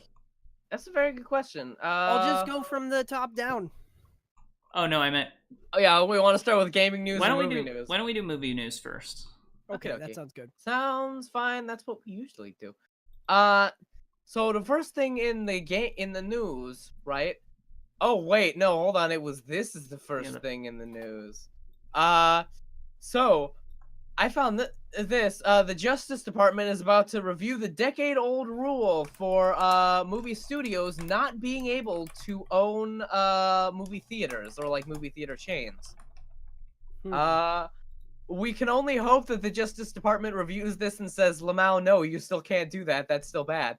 Obviously, the reason that this was not allowed was because of the fact that, if movie studios own these, then there's a fear that they could refuse to show other movies in them that aren't from their studio, or like specifically make these like if Disney bought one, right? Or do something where Disney released a chain of theaters, and the only place you could see Disney movies is if you went to the Disney theater. Yeah. So it's like it's just an anti-monopoly law. Basically, yeah. And they are reviewing it. But the funny thing is it's not like a anti-monopoly law in the sense that people own too much. It's like a vertical monopoly antitrust law. It's like an you're not allowed to force this kind of distribution on, It's like a Carnegie rule, not a Rockefeller rule, if that makes any sense to you. Not at all, but okay. I think I understand the concept from the other stuff you guys said. Okay. So yeah, that's something that's coming up, and we'll see how that goes. The next one is something we can talk about. Patrick Stewart is to reprise his role as Captain Jean-Luc Picard in a new CBS All Access series. Ugh. Yeah, me too. I was with you until CBS All Access. Yeah, and Patrick Stewart to reprise his Star Trek role in All Access CBS. Well, yeah, and the thing is, it's like That's they're dredging up Patrick Stewart purely because they want to get the nostalgic thing. Remember when the Next Generation came out and had like nothing from the original series aside from like there was like an episode with Scotty in it, and Klingons had like new head ridges and stuff, and it was like a phenomenal episode. But they made the episode good and didn't bank on people. Oh, I want to watch this because Scotty's in it. Yeah. They made like an entirely new series, added a shit ton of new aliens, created this new idea of what Star Trek was, and they did something new. In fairness, they have tried several different Star Trek series since then, and none have really caught on since Deep Space Nine. Yeah. Voyager. Or maybe Voyager, yeah. Voyager. I would say Voyager was probably the last popular one. Yeah. Because there was Enterprise, which only had like 2 or 3 seasons. And then there was Discovery, which is the new one, and that's had 2, I think. Yeah. 2 seasons. No, it's next season is coming. But up. it's still going, yeah. Right. I mean, this could be good. I'm like. Unfortunately, the closer it, the longer Discovery goes, the less Brian Fuller there is.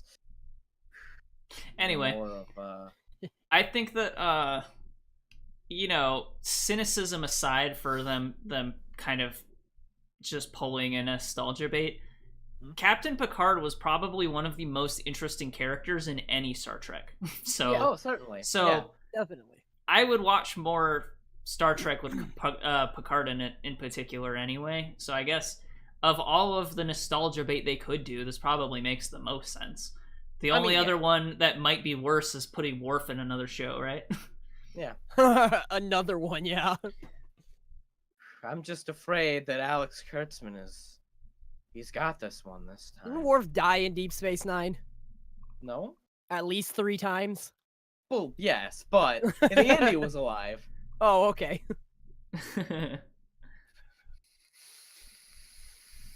Oh, yeah, 8th grade. What's this about? Oh, right. Yeah. Sorry about that. have no I lost that. I was expecting someone else. This is Sounds my like it's turn. about 8th grade. Anyway, so Bo Burnham's new film 8th Grade is actually going to be showing for free at a bunch of different theaters, at least 1 per state in the 50 states, because of the fact that this is a movie that is about 8th grade that is rated R, because it's a movie about 8th grade. And because of it, well, yeah. If you're gonna make a movie about 8th grade, kids are gonna be fucking throwing around the F word like goddamn nutcases. That's how it is. Is it rated R because apparently he did a Reddit AMA, and literally the reason that it's rated R is because they say fuck more than once. Yeah. That is the reason it's rated R. Yeah, and he's also a new director, and you know how it is. You know how Hollywood be. I don't know. I if I were him, I probably would have just not had fuck in it that much. But this man's entire point of this movie was to be as true to life as possible. That's the reason he's actually showing it at a bunch of theaters, specifically on the 8th, on Wednesday, so the day that this is going to come out on YouTube. He is showing them at like 7 or 7:30 p.m. One of them's at 6:40, but you know. Feel like in 8th grade I didn't say fuck that much. I know I did. But in fairness, I was with I was in like a charter school that also had high school students in it, and I mostly played D&D with my high school friends during lunch. So you played Dungeons and Dragons and you didn't say fuck a lot? Yeah, right? Yeah. I don't know. I don't remember it being my dad that was big a sailor, so words mean nothing to me. I feel like I say fuck now more than I ever have in my life. So Fair enough. I said fuck a lot when I was in 6th grade, but that's because I was a little bastard. I think I say fuck now less than when I played League of Legends. That's true. Okay. That's true. But yeah. Actually, that's a point. I probably did say fuck more when like at that point in my life when we were playing League of Legends. League all of the time. Legends, yeah. So yeah, if you are an 8th grader, you can go and see this movie for free, and don't need to pay or give your ID to get into the movie, even though it's rated R. That's the reason he is doing this. It's on Wednesday. You can look up your where your local thing is in your states. So And you said he was a new director. Why is Bo Burnham notable? He's been a comedy man for years. Oh, okay. Yeah, Like a stand-up he's comic? the guy. Yeah, he's a stand-up comic. He also does he's a musical stand-up comic. He's been okay? hugely popular. Oh, I know this guy. Yeah. Just one second. I'm just gonna yeah. say you should never, you should never be surprised if I ask who someone is by name because I'm really bad with names anyway. Oh, fair So enough. you shouldn't be surprised if I'm like, who's this guy? Why is he notable? It's because I don't remember names very well. So Fair enough. But yeah, this is his first movie, and he's getting in it. Apparently, it's great. Give it a shot. The next one is another one about a maverick director dealing with the studio system, but instead of the regular American studio system, this man is dealing with the European studio system, or the European distribution system. Sorry to bother you's director is throwing some shit at a bunch of foreign distributors who will not distribute his movie because it's got black people in it, and usually those don't do very well in Europe. Even though, movies like Black Panther have done well, and that's his main argument against them distributing it. And also, his movie has done very well in America, especially for like a really weird indie movie. It's still like in theaters making a lot of money. It's in like the top 10 of the movies making money, which is really surprising. And I'm also really happy about. A lot of people are seeing this movie. That's really weird. But unfortunately not in Europe because they won't distribute it. Anyway, I'm I don't looking. know why I'm they looking. would like not distribute it if it's already successful elsewhere. Like, I'm looking, and the only two things I've ever seen that this Bo Burnham guy has been in is one episode of Parks and Rec and one episode of We Bare Bears. Oh well, yeah, those he were does cameo like episodes, yeah. he does like stand-up comedy where he talks Yeah. about how Donald Trump's the bad guy. I literally have No. never seen this person before, though. You haven't? Really? Yeah, I recognize his face. I don't. Huh. Really? Maybe Yes. I'm misrecognizing his face though. If Thel said no, the comedy routine. I'm thinking of as well. He's the guy that does like the joke songs. That's a lot of stand-up. Yeah, comics. I don't know. Oh, okay. Like, all right, well. if you said that, my first... Bob Saget. If you said joke songs, the first person who comes to mind is, oh, fuck, I forget his name now. It's Weird something, Al? it's like Steven or something? I don't know. The guy who did My Name is Satan. That's who I think of. Okay. If you say, Stephen Lynch, that's who I think of when you say the Oh, guy who alright. does comedy songs. So I don't know, or Weird Al. But yeah, I'm looking at his stuff. I don't recognize it. I mean, that's my fault. I don't watch a lot of stand up anyway. But I don't either, but I'm pretty sure people have shown me some of his stand-up routines. Okay. And Dalsson, well, who you might be thinking of, I'm not sure, is you might be thinking of John Mulaney?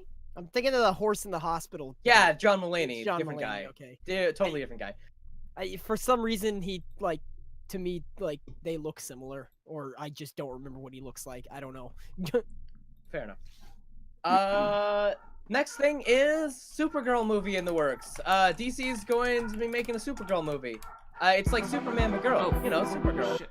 Remember last time they made a movie about her? It was and you know, Supergirl is more than like Superman but girl. But when you're talking about DC making a movie, I know that's what it's gonna be. Superman but girl.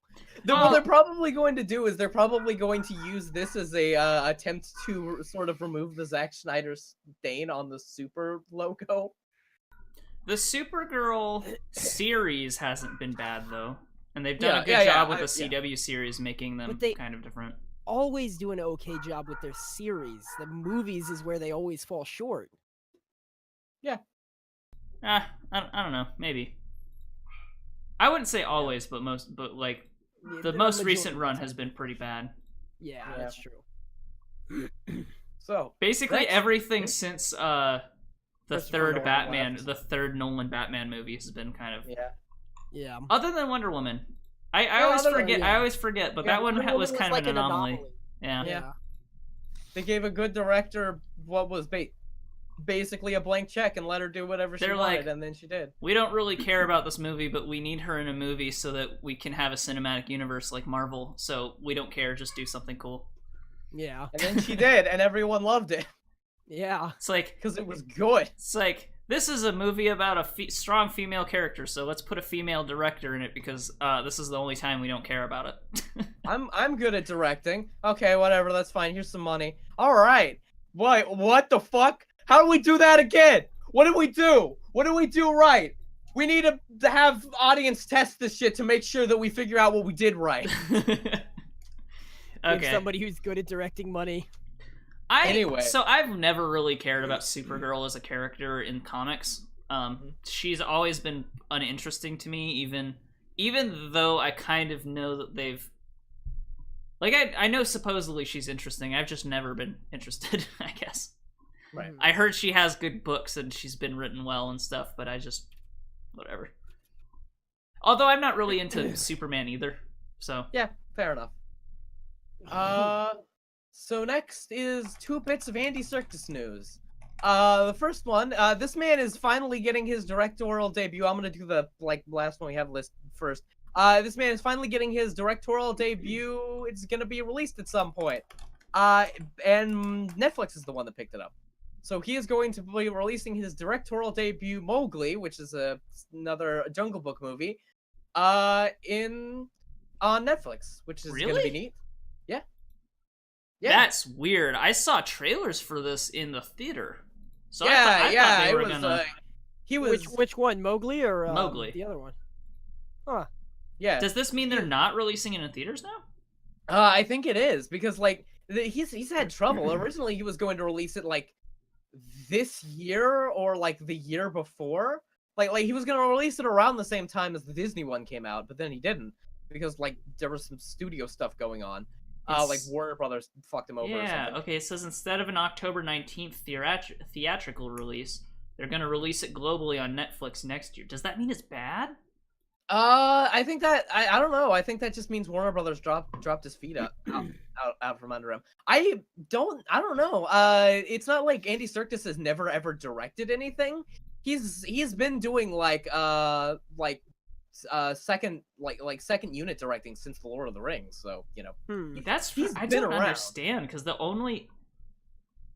in the past the only time they did stuff like this was like that Cloverfield movie in space that they knew was going to be bad, so they put it on Netflix. I think that the single living Warner Brother just didn't want to get into a fist fight with Bob Iger over the Jungle Book, so he gave it to Netflix. That's also possible. Yeah. And the next piece of news. I don't know that just doesn't. Yeah. That just doesn't make sense to me. Yeah, I don't know. Maybe they just don't have faith in Andy Serkis. Yeah, maybe. Because he is technically a new director. Warner Brothers makes bad movie decisions all the time. Unfortunately, they kind of. But maybe this is a good decision. I'm not saying that just because Warner Brothers dropped it, that means it's going to be phenomenal. Like maybe they dropped it because it's bad. I don't know. Yeah. Yeah. I don't like Jungle Book anyway. Of all of the Disney movies, I know other than the animation being top tier, it was probably one of the least interesting Disney movies to me. Other than the animation being top tier and mostly recycled from Aristocats, yeah. No, other way around. Yeah. Jungle Book's animation is so influential, it has been reused in almost every... Jungle Book is the one that they reused for everything else. Yeah. Right. Yeah. The next one is that after this, he's also partnered with Netflix to make an Animal Farm adaptation. Oh boy. This one seems That's not better. exciting to me at all. Why? Why? Because I don't want another adaptation of Animal Farm. I don't want to remember that Animal Farm exists. Why? Why?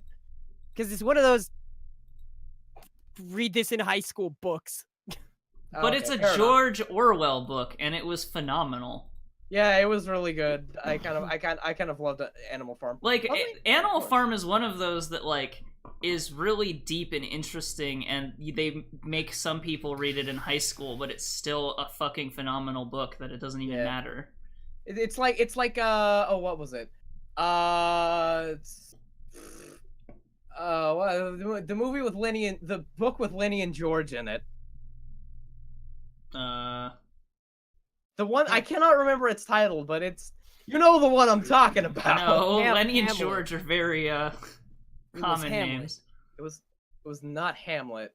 What anything about the plot you can give me? Yeah, Lenny and George moved to a farm because they ran out of money after they got out of a train, and they're trying to get together. Lenny wants to live on a Catcher. Animal Farm. No, shut up. Oh. I don't know. Catcher in the Rye. Wait, no, not Catcher in the Rye. Not Catcher in the Rye. No, not at all. Catcher in the Rye. Is it a Mark Twain Grapes of book? Wrath? No. Okay, so I don't know. I haven't read a lot of these classic books, so now I've just been naming classic books. It is definitely not Grapes of Wrath. Oh. Of Mice and Men. That's the one. Thank you. Oh, okay. All I did was search for Lenny and George on Google. We have the whole internet at our fingertips. But in I fairness, don't you have my could see. keyboard at my fingertips. I have to grab towards it. But yeah, of Mice and Men. In I don't know fairness, why you could see how I just listed a couple of classic books, Yeah. right? But that's the thing. That's why I wrote down my movie thoughts on Mission Impossible Fallout, because my brain doesn't work when we're doing these podcasts. You understand? You should try and wake up earlier and have a healthy breakfast. And have a regular sleep schedule where you sleep a 7 to 8 hour period of time. Possibly. Instead of, 5 minutes here, an hour there. Oh, But yeah, that's about it for the movie stories. Thank God. I thought that'd never be over. Animal Farm is good. So- Shut up. Everything by George Orwell is good. Yeah, everything by George Orwell is pretty good. Yeah, like War of the Worlds. You're getting there. Uh, You're almost there. Big Brother, 1942. In 1984. 1984. What is? No, 1942 is Columbus, right? Okay, Yeah. wait. Oh, now, wait, no, that's now, 19.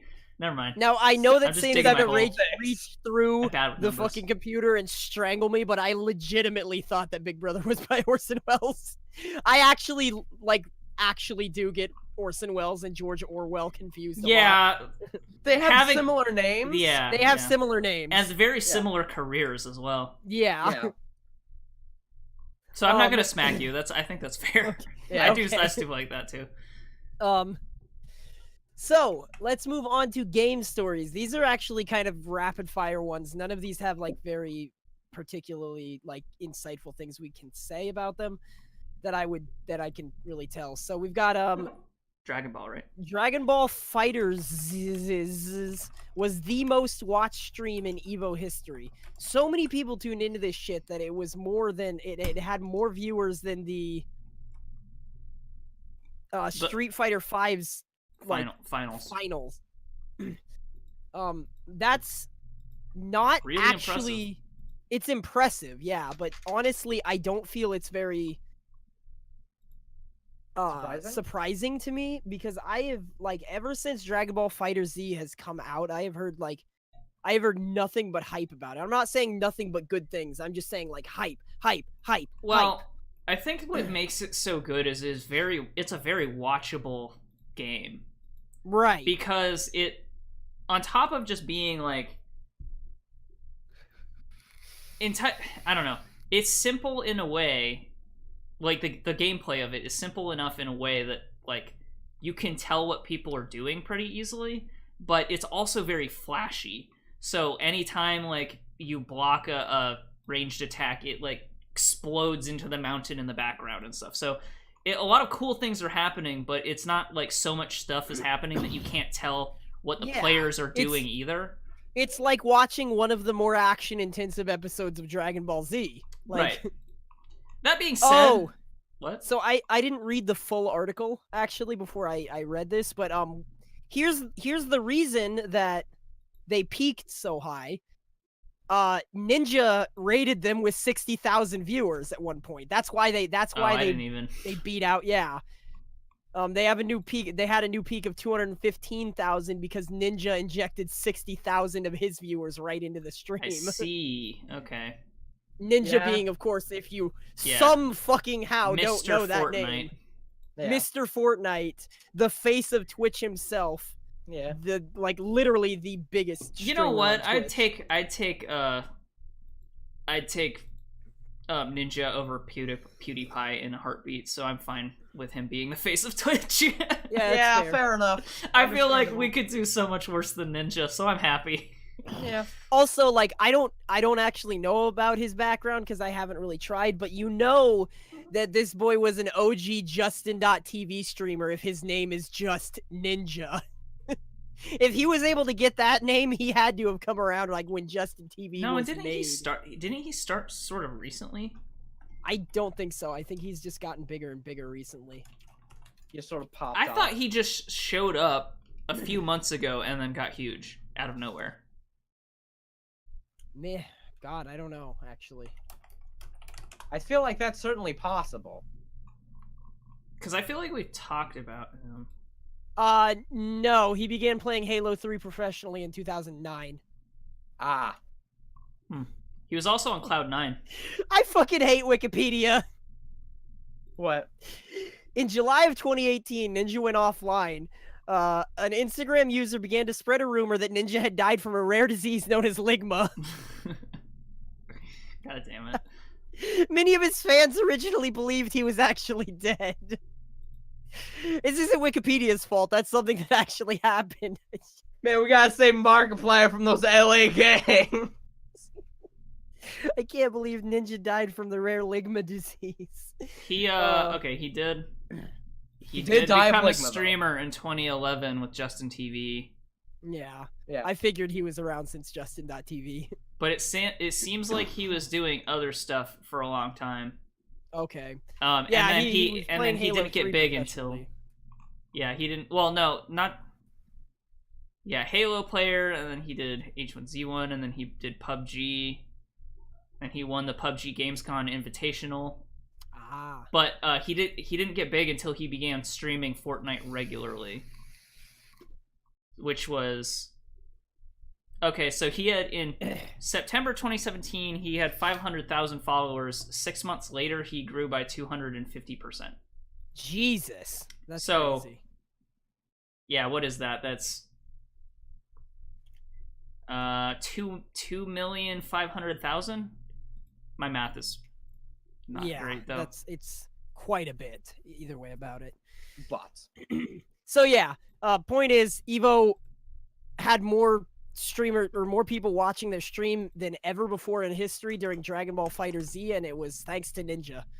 So thanks, Ninja, for making fighting games think they're legitimate games. Damn, fuck him up. To be fair, though, the people who were watching thought that Fortnite was a legitimate game too. So that's true. Dragon Ball FighterZ also had a record number of entrants for it too. Ooh. So. Yeah. Cool. Why is everything Ninja news lately? I don't know. His ass is big, I guess. Speaking of things that are sharply declining in popularity very quickly, and fighting games, Tekken has a new character in Tekken 7. Yeah, it will be Negan from The Walking Dead. I literally don't know who that is. So, Saine, why don't you take it away? Because I know you watch this. He's baseball Batman. Yeah. Oh, hell yeah. He has a baseball bat, and it has barbed wire on it, and that's Negan. Also, he has a leather jacket, so you know he's cool. Oh, yeah. This is definitely a good fit for Tekken. I take it all back. This man should be added to Tekken. This is how everybody in Tekken is. They should add him to he should be the guest character on Soul Calibur with a baseball bat. Yeah, that'd be pretty good. That's sort of what I expect. The fucking I want to see the Soul Calibur just transform into a baseball bat. Like just a baseball bat with nails sticking out of it or something. To be fair, the actor who plays Negan is a really good actor, and he really made the character work really well. The character was already popular in the comic book series, but fuck, what's the actor? His actor, Jeffrey Morgan. Okay.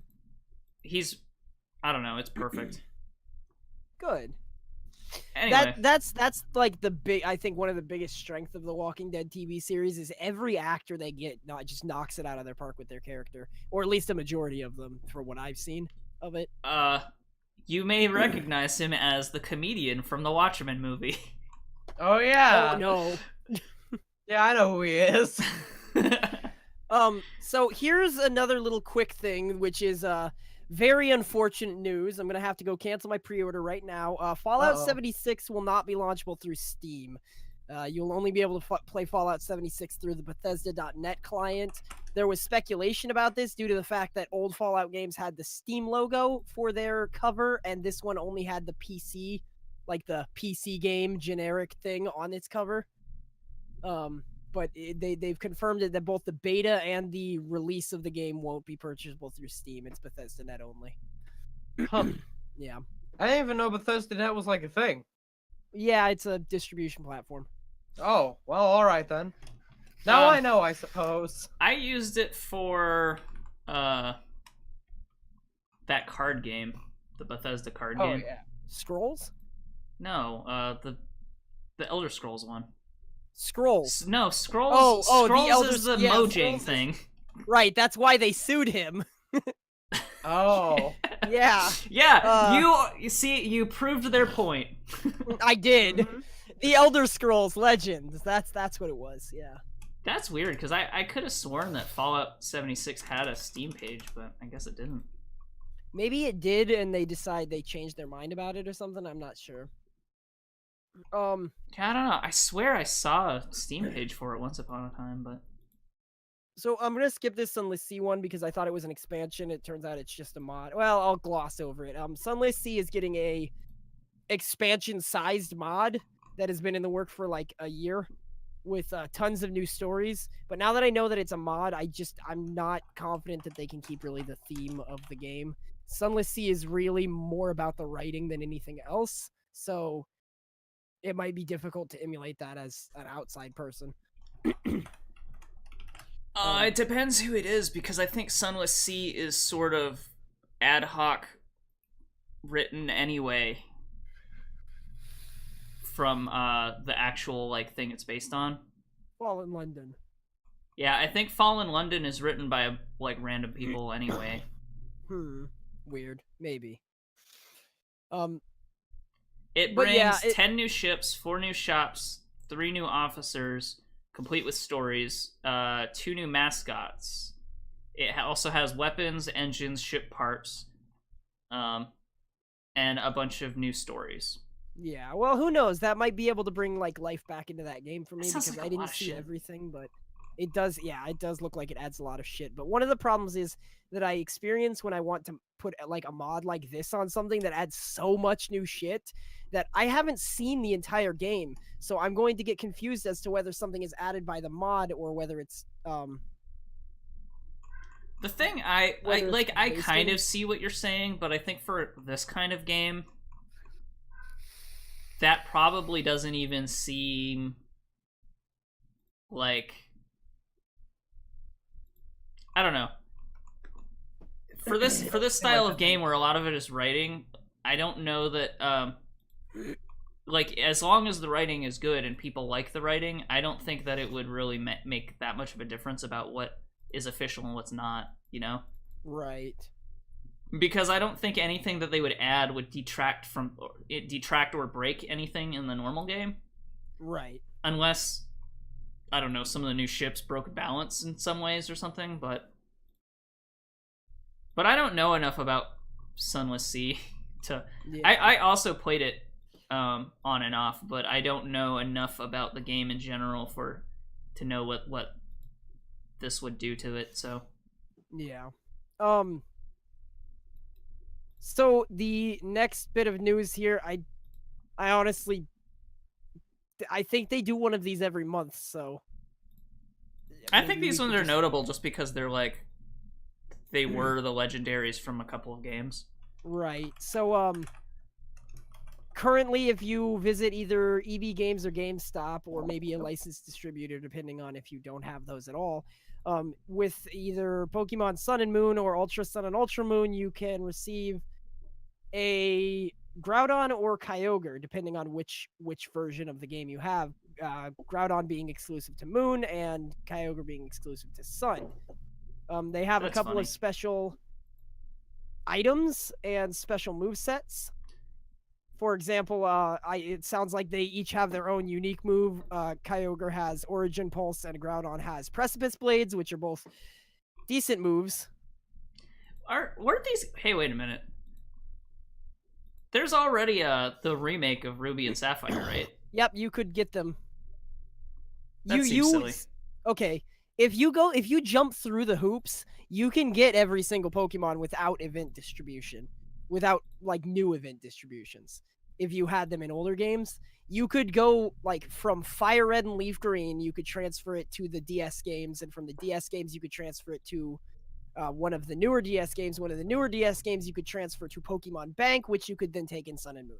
So you can even go further than that, because I think you can transfer I think you can transfer from Ruby and Sapphire to Fire Red too. Yeah, Ruby and Sapphire is also transferable to the. And I think you can go even further than that, because I think you can transfer from the original. You definitely Gold and cannot. Silver to. That's Ruby why and Sapphire. That's the reason that they made Fire Red and Leaf Green, was so that you could get the Gen 1 and 2 Pokemon in the Game Boy versions. But what about Gold and Sapphire? I thought Gold and Sapphire could also transfer Gold and to Silver. No. Or yeah, Gold and Silver.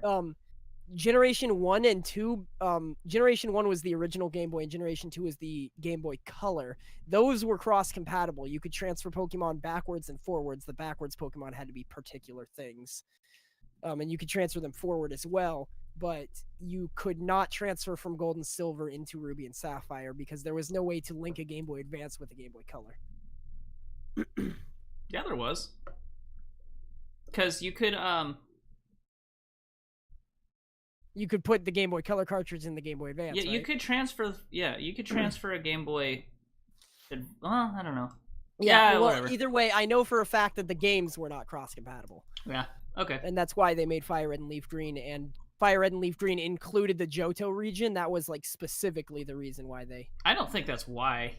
I think they just remade those. Well, yeah, they wanted to remake them too, but. No, I don't think it was two. I think because those were the. Gold and Silver was that after Ruby and Sapphire? No, Gold and Silver was Game Boy Color. Ruby or not and Gold and Sapphire Silver, Ruby and Sapphire, and Fire Red and Leaf Green. Yeah, Fire Red and Leaf Green was made after Ruby and Sapphire.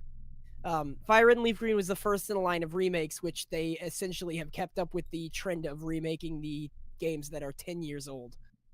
Until now, because they didn't do Pearl and... They sure didn't, did they? Pearl and Diamond, so...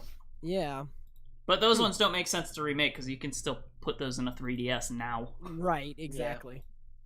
Yeah. Anyway, that's enough Pokemon. Yeah. So Fortnite will be on Android, but it won't be available through the Google Play Store. They're doing doing the same thing Bethesda's doing. Because they don't want to pay the tax on the Google Play Store for every purchase. So you can download it through their website onto your Android phone. You have to enable APKs, and if you don't know how to do that, get off of YouTube right now and go look it up, because it's the easiest thing. You just click Enable APKs. It depends on what phone you have. There are. Oh, yeah. It is a little bit more complicated than that, but usually you just have to click a Go disclaimer. into the option menu, and yeah. Well, legitimately, like on my phone, when I try to do that, it comes up with a, hey, and you want to enable this APK for the thing? If you press this button, we can bring you to the menu to do that. All right, here's the menu. Enable APKs. All right, go back to it and press it. All right, it works now. Good job. Yeah, but I think there's some phones where you have to open the developer mode to like unlock it. Oh, That's yeah. crazy.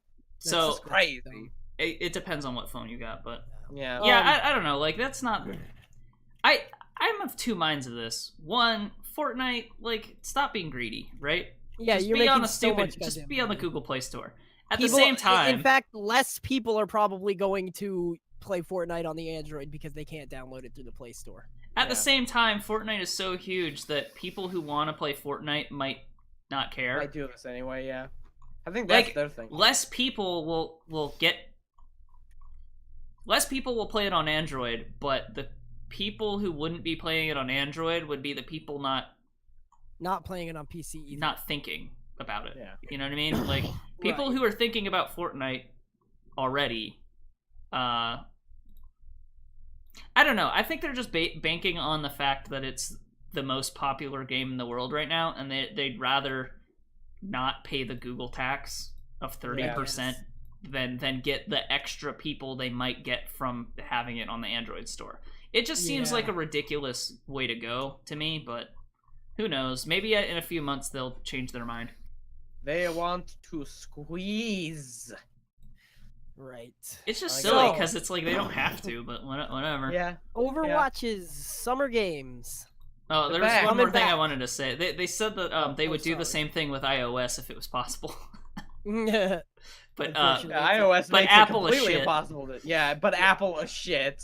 I mean, I do like the ability that I do like the fact that people can do this. I just think it's silly for Epic Games to do Fair this. enough, yeah. yeah. So, Overwatch's Summer Games are coming back. Unsurprisingly, they're doing it the same time they did last year and the year before that. And August 9th. nobody was expecting this crazy turn of events, but with the Summer Games, they will also be releasing a mode that many people loved and they haven't been able to play for a whole year called Lucio Ball. Look, I'm I not know. saying it's surprising. I'm saying that people might want to know that it's happening August Yes, 9th. Okay. Fair enough. On August 9th. On August 9th, you're going to be able to play Lucio Ball again. And actually, it is kind of exciting because I'm kind of excited to see the venue that they make for Lucio Ball. Where did the Summer Games take place in real life this year? Because it's going to be there. I don't know. Anybody No. know? I don't follow Summer the Games? Olympics. Yeah, I me don't think neither. there's. I don't know if there's. here. There's Pretty always sure there's. isn't. Wait. Yeah, I don't think so. No, it's not every year. It's every. Other year. Is it every other year? Well, it's either the Olympics is every other year and they alternate between games. I think they and alternate Olympics. between summer and winter Olympics, don't they? Yeah, and it's like, well, it's either every year or every 2 years. Like, I So it think looks like It's every 4 years. Yeah, it's every 4 years they have a different summer games. It's So I every think- 2 years they have an Olympics. Yeah, I think they alternate between summer and winter, and then it looks like a tweet from Overwatch Korea suggests that the Lucio Ball arena will be in Busan, Korea. Oh, okay. all right. So that's neat. I'm excited to hear like voice lines and cool shit that people can splice together for YouTube poops. Now you can play as Diva in Lucio Ball. Fuck you. Oh no. the next Summer Games is happening in Tokyo, though. Yeah. Oh, interesting. Yeah, they even have their. Well, their they mascot got for it. close, I guess.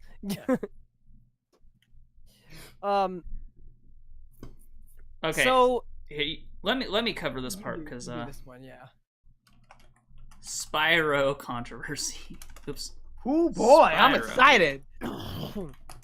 This is not a big controversy. It's like a minor Oh. controversy. People are mad at Activision because Spyro Reignited Trilogy is coming out, but only the first game will be on the physical copy of the disc. And if you want the other two games, you have to download them from the PlayStation Store. Oh.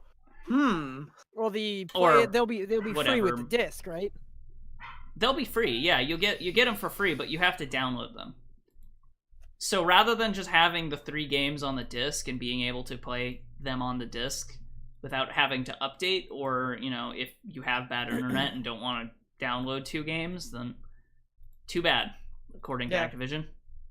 Well, I don't know. Like, it doesn't seem like a big deal to me. I play everything on PC anyway. Where, Yeah, like, I know. If they like, ship you a disc, it's here's the like thing. the disc is just a downloader anyway. No, not with most. I don't know. The thing is, like, we are in a different situation than I would say a lot of people in the United States are, in that we have really good and fast internet connections. Right. A lot of the country doesn't, and it really sucks when you get a game that 2/3 of it isn't on the physical copy of the disc you bought. If you're gonna do this, why even have the physical copy versus just buying Just the a 3 download games game, yeah. on the store? Because what this means is now you have to put in the disc to play Spyro 2 and 3, even though you had to download them.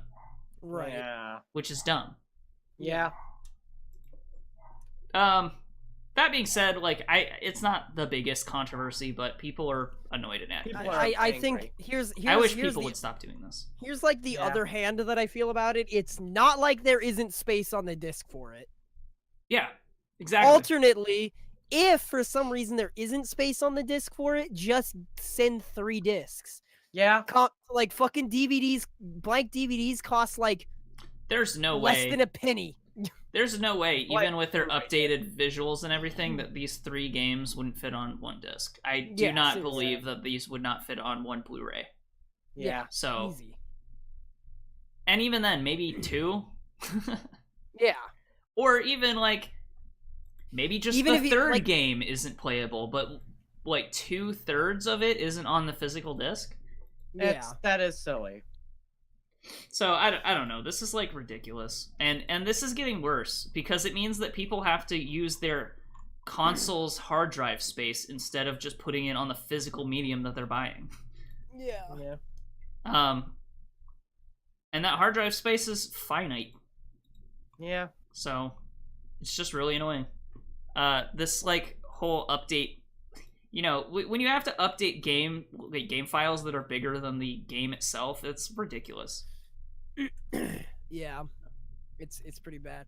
If it's like an update that comes out later, if it's like a DLC, that's different. Or even like a free update to like balance patches. But even day one patches that are gigantic, like 20 gigabytes for a day one patch, when it's like, okay, I bought this game, but I have to wait till tomorrow before I can even play it.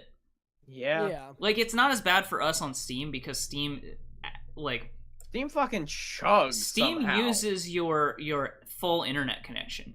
Yeah. PlayStation Store doesn't. Yeah. The Xbox internet connection is even worse, I hear. They don't download it nearly your full speed. So yeah. I don't know. So this isn't as big a deal on well, obviously this isn't a big a deal at all on PC because that's just how you do it. But I don't know. It's just dumb. But yeah, it's just annoying and kind of fucking silly. And why? Yeah. And it just it makes them feel pointless. It makes it feel grubby on the Activision's part. Yeah. It's like, can you really not put can you really not put all that on the disc? Like It's kind of like how EA made you download 2/3 of FIFA for the Switch instead of paying more money for the slightly more expensive memory card so they could put the whole game on the card. Yeah, seriously. Like, and for some things like Doom on Switch, right? They made the multiplayer a download, and you could play the single player on the card. That's fine, because at least that's a separate mode, but it being like... And nobody wants that. Yeah, but on Spyro, that's like that's 2 of the games are like the game. You know what I mean? Yeah. So two of the games are a majority of the game you are getting with the game that you paid money for and should have on your disc without having to download it like an asshole. Right. So anyway, that's all I really had to say about that. Yeah. That's the news. That's about it. So why don't we talk about what we got coming up this week, and then we'll head out. Yeah. So, Dalsson, what are you streaming? More Dead Cells? What's the plan? Maybe more Dead Cells, maybe more No Man's Sky. Path of Exile has a flashback league running, so I probably plan to stream a little of that. Oh, wait a second. No, I actually do have stuff. I don't just look back. Right. On August 9th, Monster Hunter Worlds comes out for the PC. I'm going to be doing a marathon stream of that as soon as it drops, going for as long as I can. Not necessarily 24 hours, because that didn't work with Subnautica, but I am going to absolutely be playing that as long as I can, and these assholes can come if they're awake. What time does it unlock? I think it unlocks at 10 a.m. like most Steam games, but I'm not positive. 10 a.m. on Thursday or 10 a.m. on Thursday? Okay. I believe. I'm not 100%. Yeah, I don't know. I can try to dip in and out, but I don't know that I could consistently play it. for as Yeah. long as I'll play with you for as long as I can, because I believe in me. Yeah, I'll definitely also play with you, but I don't know if I'll play with you the whole the time. whole time. Yeah, sure. So That's okay, because that's one of the things about Monster Hunter is you can just go back and hunt monsters that you've hunted before, and it's great and it's fun and it still gets you shit because you can build new weapons and new armors. Oh, except I heard that you have to see the monster on your own the first time in order you have to hunt together. I had a friend who explained that to me. You don't have you just have to watch the cutscene. So you can go into the mission, watch the cutscene, quit out, and then go to somebody else's mission, and you get rewards. Yeah, but it's not like not like the cutscene that starts at the beginning of the mission. You have to go into the mission, go through the mission until you find the monster, then see the cutscene, then you join. Yeah. So which is slightly annoying, but you can just see it and quit out. Oh, you can just put a flare up, and then they can join you. Yeah. Oh no, it's the other way around. You can't join on somebody else if you haven't seen the monster. If somebody has seen the monster and you haven't, they can join into your game. I thought it was both ways. No, my friend was explaining that to me. It's just the person joining has to have seen the monster that they're joining on, because otherwise they can't see the lobby because they don't know that monster exists, quote unquote. Well, that's really dumb. Yeah, either way. Dumb. It's dumb either way, but it's not too hard to work around apparently. Well, either way, I mean, but it still means that we'll have to play a bunch of missions by ourselves, or at least half of missions by ourselves. So yeah. Anyway, Thel, do you have a video you're working on? I know your computer was down for like a week. It was down for a while, and I didn't get to get as much stuff for a video as I wanted to. But I'm probably gonna put out some sort of Gungeon video. I have like the base idea of what I would want to do, but it's not like last week. Last time I had a video coming, I was like, oh yeah, the Fortnite video. I have a solid idea of exactly what I want to do with this video. This one I'm sort of just feeling it out, so I don't know if it's gonna be one of my top tier videos, but we'll have to wait and see. So are you planning for this coming week or the next week? I'm planning for Friday. Okay. Okay. All right, and that's everything. So I guess we'll see you next time. And remember, as always, stay beautiful.